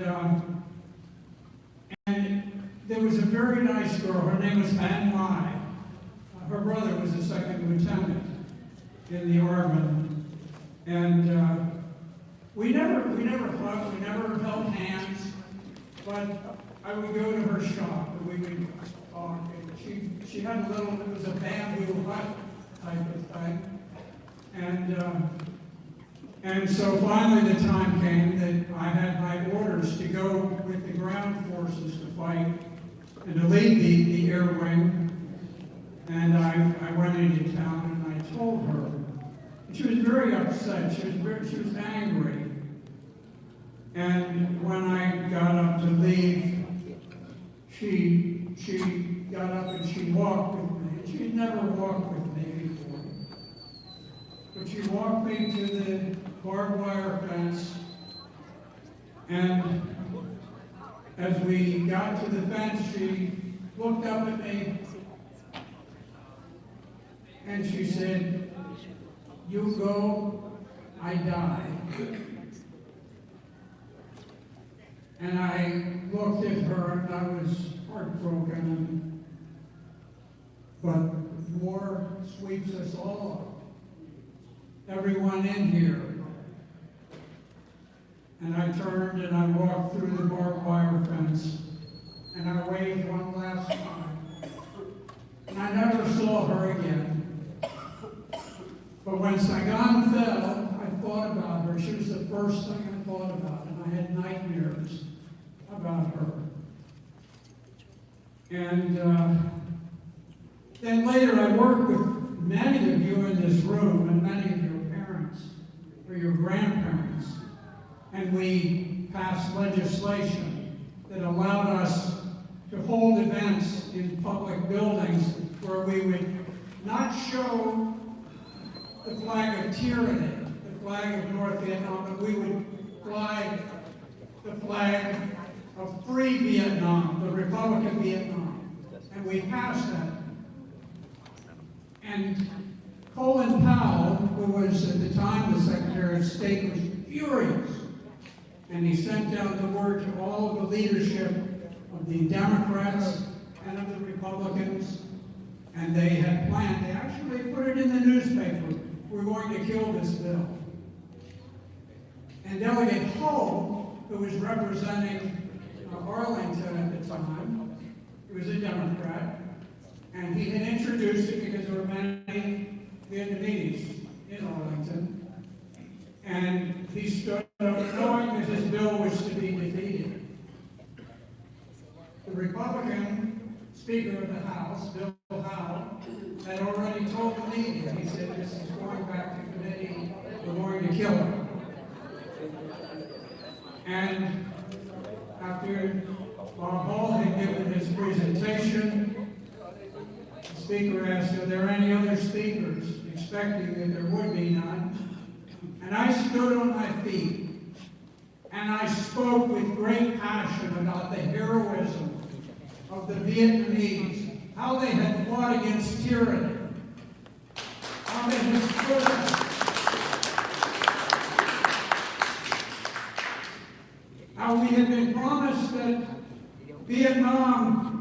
fell to the communists, it would be wonderful. There would be a people's paradise.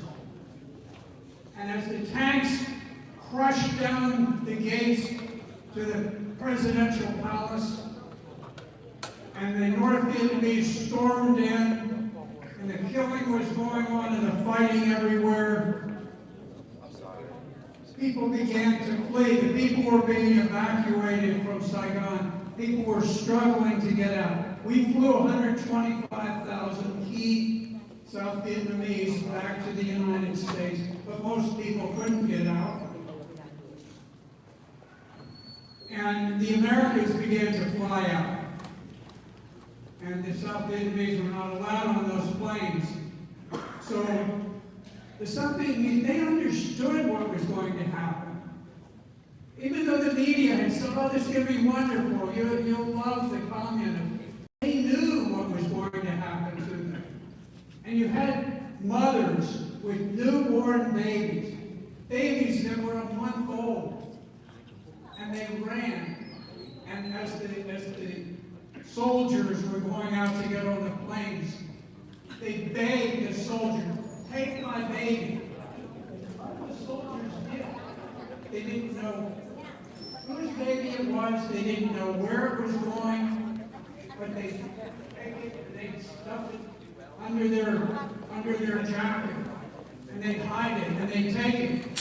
Can you imagine a woman who has the most precious thing in her life, her baby, her own flesh and blood, who is so terrified knowing that her whole family will be slaughtered, never knowing where that child would go, ever, thrusting it into the hands of a stranger, hoping that a drop of the blood of that family would survive and would live on somewhere on this earth. And there were thousands and thousands of these babies who were brought to the United States and who were raised.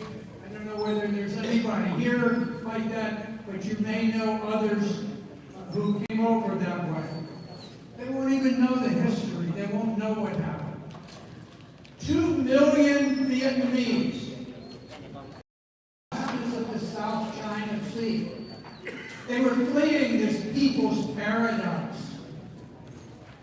where people were being slaughtered. And many of the people who left were drowned, hundreds of thousands drowned in the South China Sea. And many were raped. And then the communists set up the concentration camps. Now the media called them re-education camps. You remember? You remember?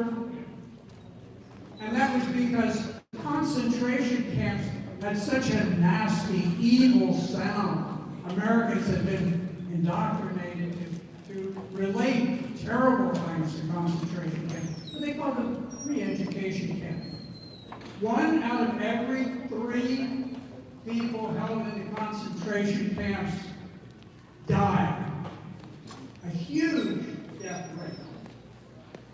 I spoke to senior officers who told me that in some of these camps, the men were taken, they were stripped naked, they were put into jungle camps, and they had to live on what they could get. They ate grub live grub that they dig up. Pieces of vegetation, and most of them starved to death. So this was the people's paradise. But the beauty of it was that so many survived. And so many of you and your parents, and your grandparents, and great-grandparents, they survived. They brought you. Many of them are not here. They're not with us.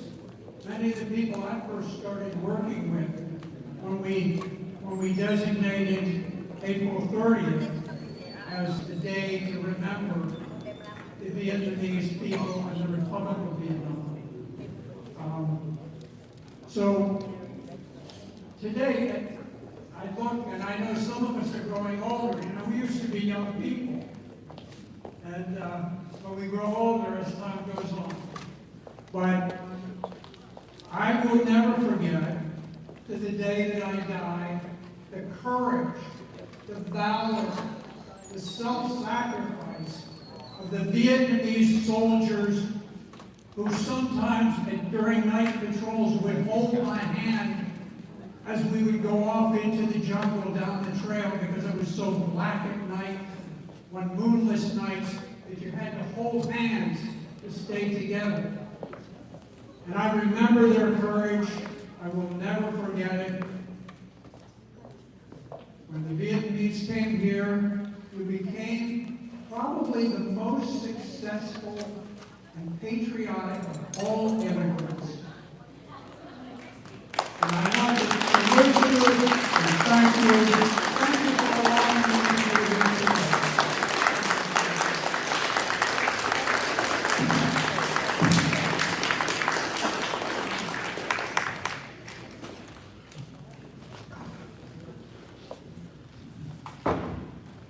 All right, the next session, we would like to invite Lieutenant Colonel Nhan Nguyen back on stage, please.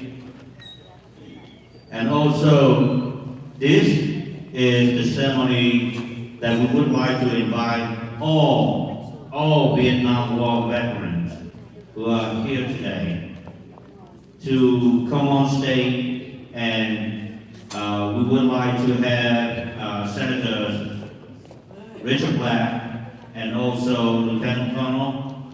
And may I also invite Senator Virginia as well come on board, and we will begin to give the pin, award the pin to our Vietnam War veterans. Please, every single Vietnam War veteran that haven't received the Vietnam War veteran, I would like to gather again. Please come on board. And once you came on board, receive it. Please stay back on the stage. We would like to have a group pictures of all of you. And I know that there are a few women in service during the Vietnam War also present here today, and we would like to invite them all up here as well because it's hard to get them. I don't know why, but it's really hard to find them. So could you please come on board? Destiny, who gonna? Could you please come forward? All the Vietnam War veterans, please come on stage.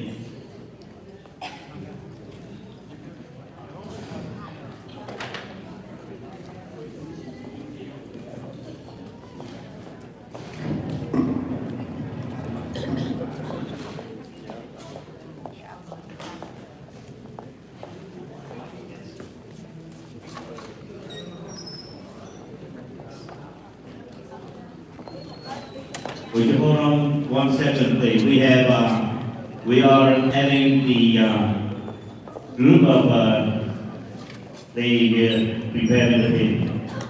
Okay.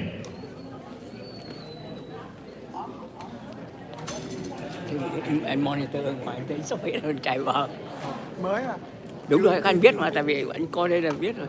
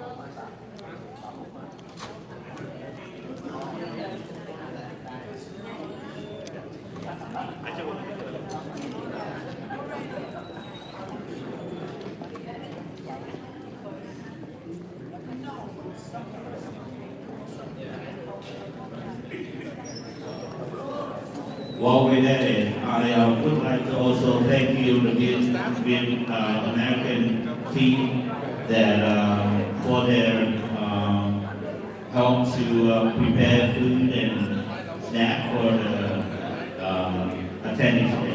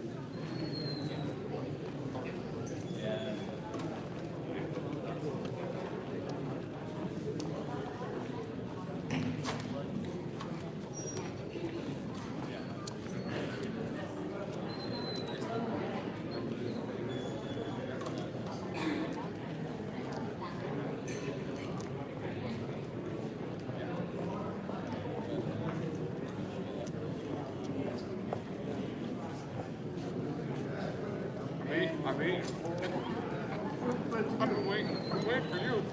I'm up there being a star. I finally said, you know what, I'm tired of waiting on you. I'm tired of waiting. I'm eating.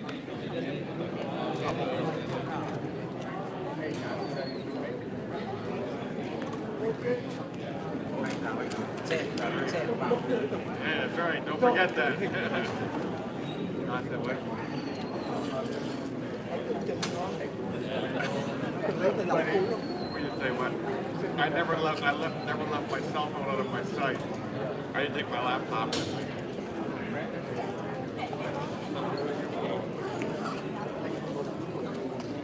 Oh, I'm sure they did. I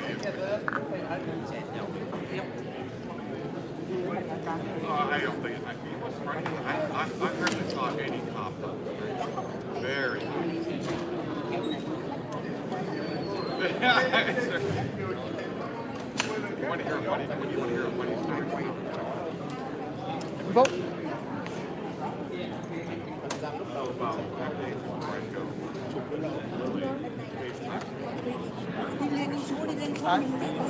Mình vừa mới để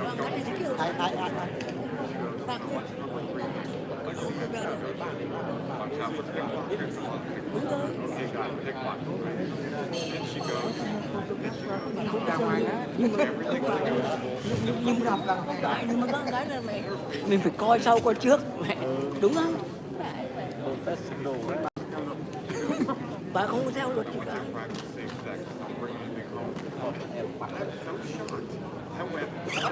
Cái này cái gì đấy? Salad hả? À ok được rồi.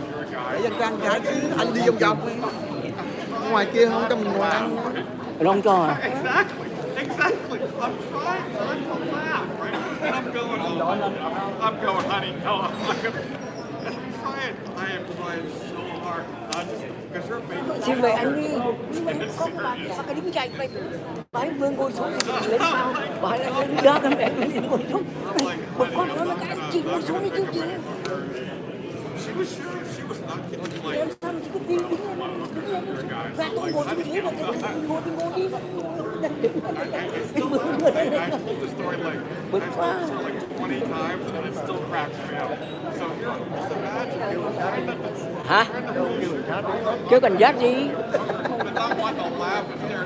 Anh chụp mình phải One more time, please. All the receive level pin recipient, please stay on stage so we do a group picture, please. Don't leave yet. Please come back on stage. For a group picture, please. This is one of a lifetime that we have here, so please. Group picture, including one already receiving. Come on up, please. So, would you?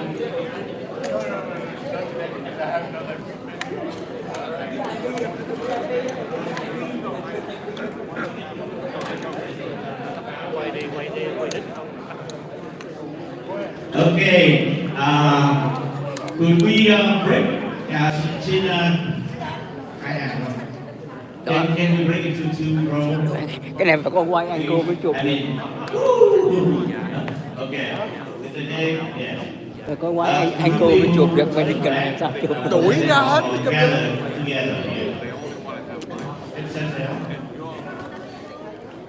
Sao mà chụp hết được? And also, cái này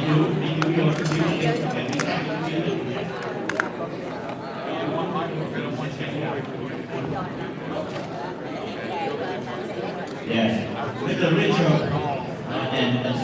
Please come on in. Can we cover? Can we cover everybody? More? Can I have more people cover on this side, please?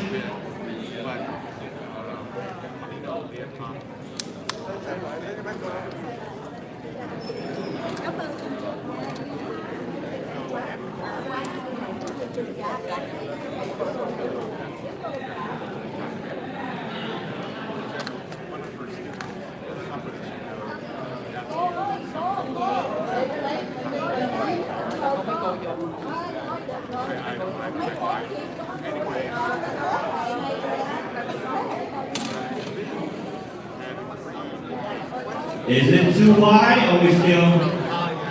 All right. Can you get it closer? A little bit closer. A little bit warm up, closer.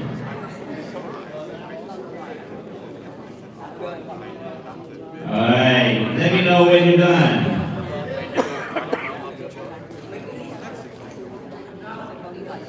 Thank you. Thank you, sir. Thank you, ma'am. Thank you, everyone. Please.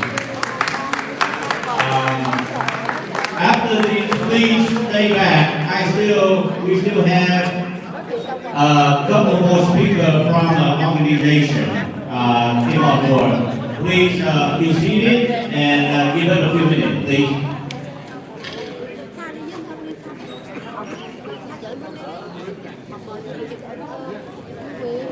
All right. So.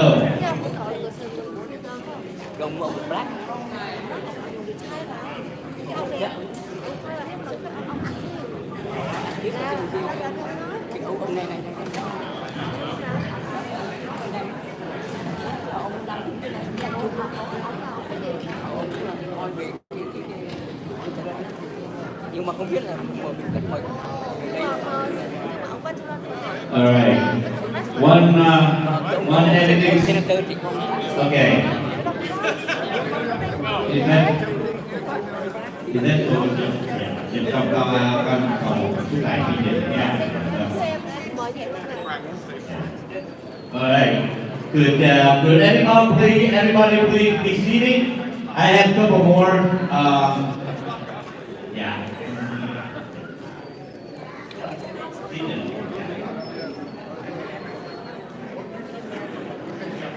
Okay.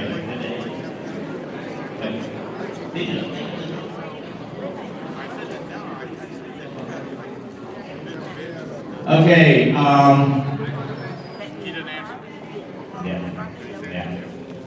Yeah, right.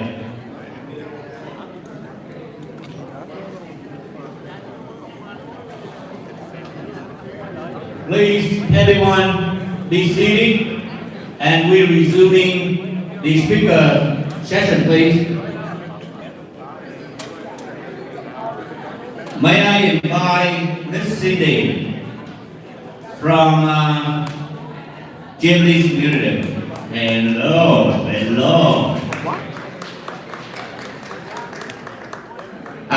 May I request request for everyone to be seated, and we are going to resume this session for a few more minutes, please. And I would like to introduce to everybody, Vietnamese Community Center have been playing very crucial role, just like Vietnam here within the Dead Press. And they are backbone support for every event that we had throughout the years and many years for the past.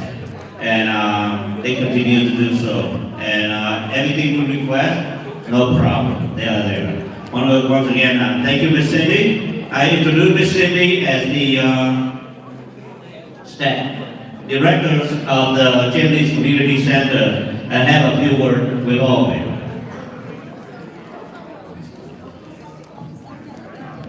Con xin mời, con xin phép được mấy cô chú ngồi xuống cho tụi con tiếp tục chương trình một chút xíu ạ. Tụi con sẽ để cái stage cho tới cuối cùng rồi khi cô chú lên chụp hình để làm kỷ niệm ngày hôm nay. Please welcome Miss Cindy.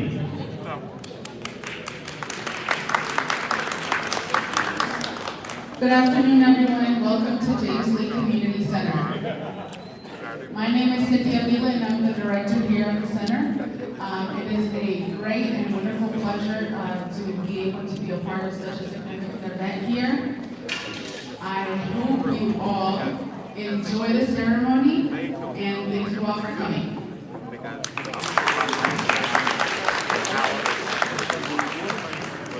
You are not joking when you say I'm not going to show it. Thank you. I would like to have an honor to invite the next guest. Her name is L.J. Rasper from Cook for Viet. Please come on stage. As you can see, the title of the organization already say a lot. Cook for Viet. So please welcome.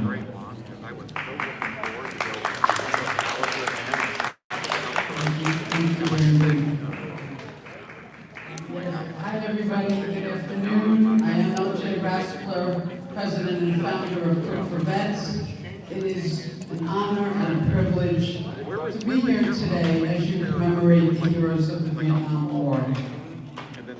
I'm inspired, truly inspired by today's events, and this is why my mission, my passion, and my purpose is to serve those who have served and sacrificed. I started Cook for Vets in honor of my dad, who served in the United States Navy from 1948 to 1952, and to all of you who have served this great nation of ours. We were incorporated in May of 2022. We are a 501c3 nonprofit based in Alexandria, Virginia. But we cook and deliver meals at a Gallery United Methodist Church right down the block from here. We are a small but mighty organization that prioritizes not just being a Band-Aid, but rather a solution for those who are struggling with food scarcity and too proud to ask for help. Our mission at Cook for Vets is to provide food security for veterans and their households through the distribution of healthy meals and groceries for balanced, sustained nutrition. We currently have 45 volunteers and growing, and volunteers are the backbone of our organization. We prepare, we cook, and we deliver meals to veterans across Northern Virginia struggling with food scarcity. 2023, we donated nearly 600 meals to veterans. Our meal delivery meetings are held on the third Saturday of every month, and every veteran who receives a bag from us receives 4 meals: Saturday dinner, Sunday breakfast, lunch, and dinner, and approximately 3 bags of groceries from our food pantry. We witnessed significant growth in 2023, our very first year, nearly delivering 600 meals and about mấy kỳ trước có súp ngon. 500 bags of groceries. Cà ri, súp cà ri. We delivered to veterans all across Northern Virginia, including Fairfax County, Prince William County, Loudoun County, Arlington, and the city of Alexandria, with the largest percentage of our population that we serve is in Fairfax County. In 2023, our first meal delivery, we delivered to 5 veterans. At the end of 2023, we served 32 veterans, and most of those veterans are Vietnam War veterans. So I'm proud to be part of this mission. We receive our veteran referrals from 7 different veteran service organizations, including the Department of Veteran Services, Manassas and Fairfax, Operation Renewed Hope Foundation, Friendship Place, the Department of Veteran Affairs, Serving Together, the Vet Center, and the Veteran Supportive Program, which is under the auspices of the Catholic Relief Services. We have great supporters helping us to carry out our mission. In 2024, we are targeting to deliver nearly 2,000 meals and 1,000 bags of groceries. We serve veterans from all walks of life. We do not discriminate. If you are a veteran or a family member, a military spouse, or a friend of a veteran that you know is in need, we are there to serve you. That is what we do. If you want to learn more about Cook for Vets, go to cookforvets.org, everyone. Come join our mission. We have a great group of volunteers who are mostly active duty soldiers, veterans themselves, transitioning soldiers, spouses, and daughters of veterans. Subscribe to our newsletter, become a volunteer. We are in desperate need of volunteers and drivers. I have pamphlets on the back table, but come join our team. Thank you so much. Thank you, Mr. Russell. What a mission. Thank you. I always, anything for that. I always do. Thank you. Thank you. All right. Now is the next excited, another exciting program for the event. Are we having GSU, GSMU ready? GMU chứ mày GS. As we say, the program means to also bring in educational matter as well. So the following will be the traditional performance by the students, Student Association at George Mason University. Please, everyone give them a big hand of applause.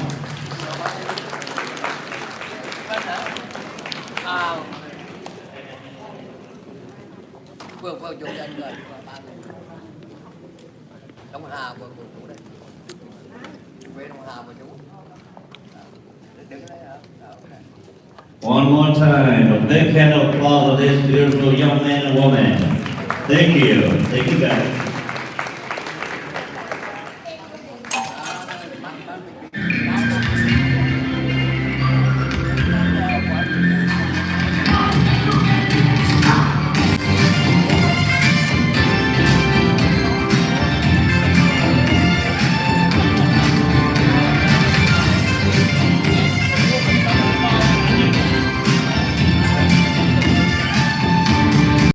Tình nào đang gió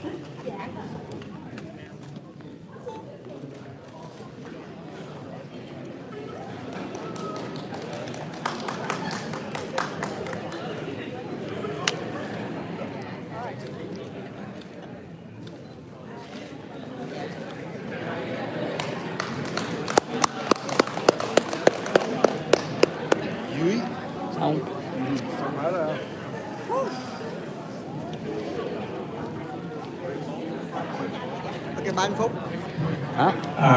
Dạ vâng. Hết à? Tụi nó là chính. May I have Miss Destiny come back on stage, please?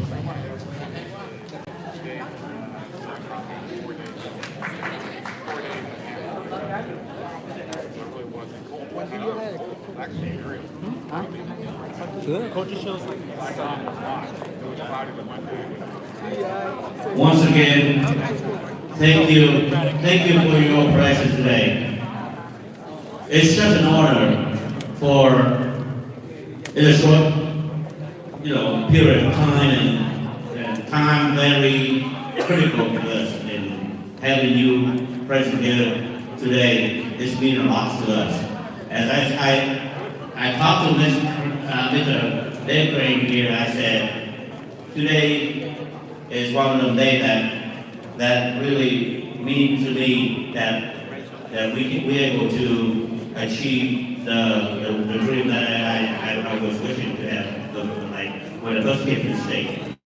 And to be able to say thank you to all the Vietnam War veterans for their sacrifice. This is not just a event to commemorate, but also, as you can see, it's a educational reason as well. For the young generations, they would not know unless we are volunteer to bring the truth out. And I'm glad. Just keep in mind, everything here, happened here today, will be retained for the future to run and come to review and understand the reality of war. And once again, I hope we're able to continue this tradition throughout next year. Next year is very important. It's a 50 years anniversary. So I just want to make sure that everybody is aware of it. I hope that our team can get together with other teams and able to get more support and, and coordinate enough to have a larger event in DC. At that point, please stay and look out for our invitation so we can continue this tradition, right? One more time, thank you. And I will turn my microphone back to Miss Destiny to have a few words to the Republic of Vietnam, military, mấy cô chú trong quân đội của Việt Nam. Chúng tôi xin chân thành cảm ơn sự hiện diện của quý cô bác, anh chị em đã có mặt hôm nay. Và chúng tôi hứa rằng trong mọi khả năng của mình thì hàng năm chúng tôi cũng sẽ tưởng nhớ cũng như là vinh danh những vị cựu quân nhân đã vì quốc vong thân cũng như những vị còn hiện diện trong ngày cựu chiến binh hàng năm. Và chúng tôi cũng cảm ơn quý vị đến đây để chia sẻ những góc nhìn, những kỷ niệm về cuộc chiến Việt Nam để thế hệ trẻ học hỏi thêm được về lịch sử Việt Nam mà chỉ có những người như quý vị là những cựu chiến binh, là những nhân cứu sống trong cuộc chiến, để các em thế hệ của chúng tôi, thế hệ mai sau học được sự thật về chiến tranh Việt Nam hơn là trong sách vở. Và để cảm ơn quý vị, chúng tôi xin kính mời quý anh chị trong group Viet America là những người đã bỏ công sức ra tổ chức event hôm nay lên sân khấu. Và cũng đồng thời cũng xin mời tất cả quý vị đã đến đây đã tham dự buổi lễ ngày hôm nay lên sân khấu để chúng ta có cùng một cái hình lưu niệm all together. Please, may I one more time, the organizer would like to request everyone to come on stage and we're going to have another group picture together. Please. Và đây quý vị, đây là những anh chị trong ban tổ chức đã đứng ra hàng năm để nhận trách nhiệm tổ chức event cho ngày của cựu chiến binh Việt Nam. Và để được có một cái event như thế này thì những anh chị em trong ban tổ chức đã tự bỏ tiền ra để làm, chứ không có gây quỹ hay là quyên góp từ đâu hết. Cho nên là bản thân Cassie kêu gọi quý vị để năm sau quý anh chị có được những event làm nhiều hơn, phong phú hơn thì xin quý vị vui lòng đóng góp và liên lạc với ban tổ chức. Thì Okay, thank you.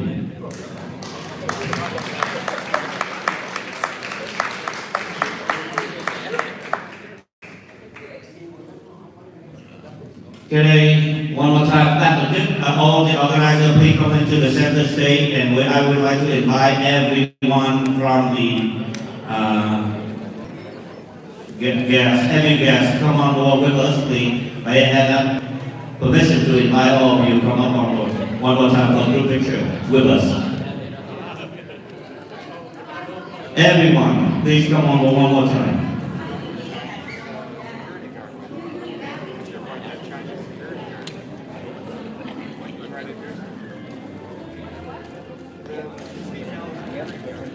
Please, everyone, no matter that you are veteran, you know what veteran you are here, please come on board. Yes. No excuse. No excuse. Yes. You please, will you please come on board? Come on and take a picture with us.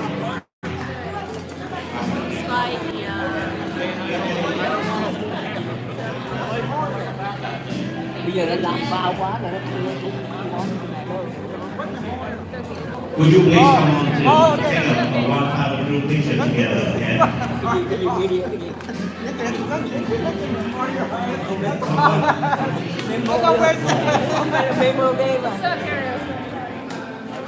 You can film it. No, can I have a group picture? Yeah. Because I haven't taken a picture.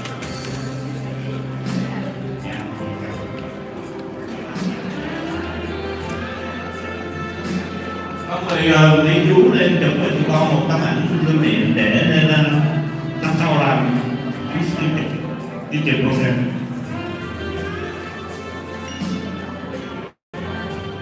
Không dặn cái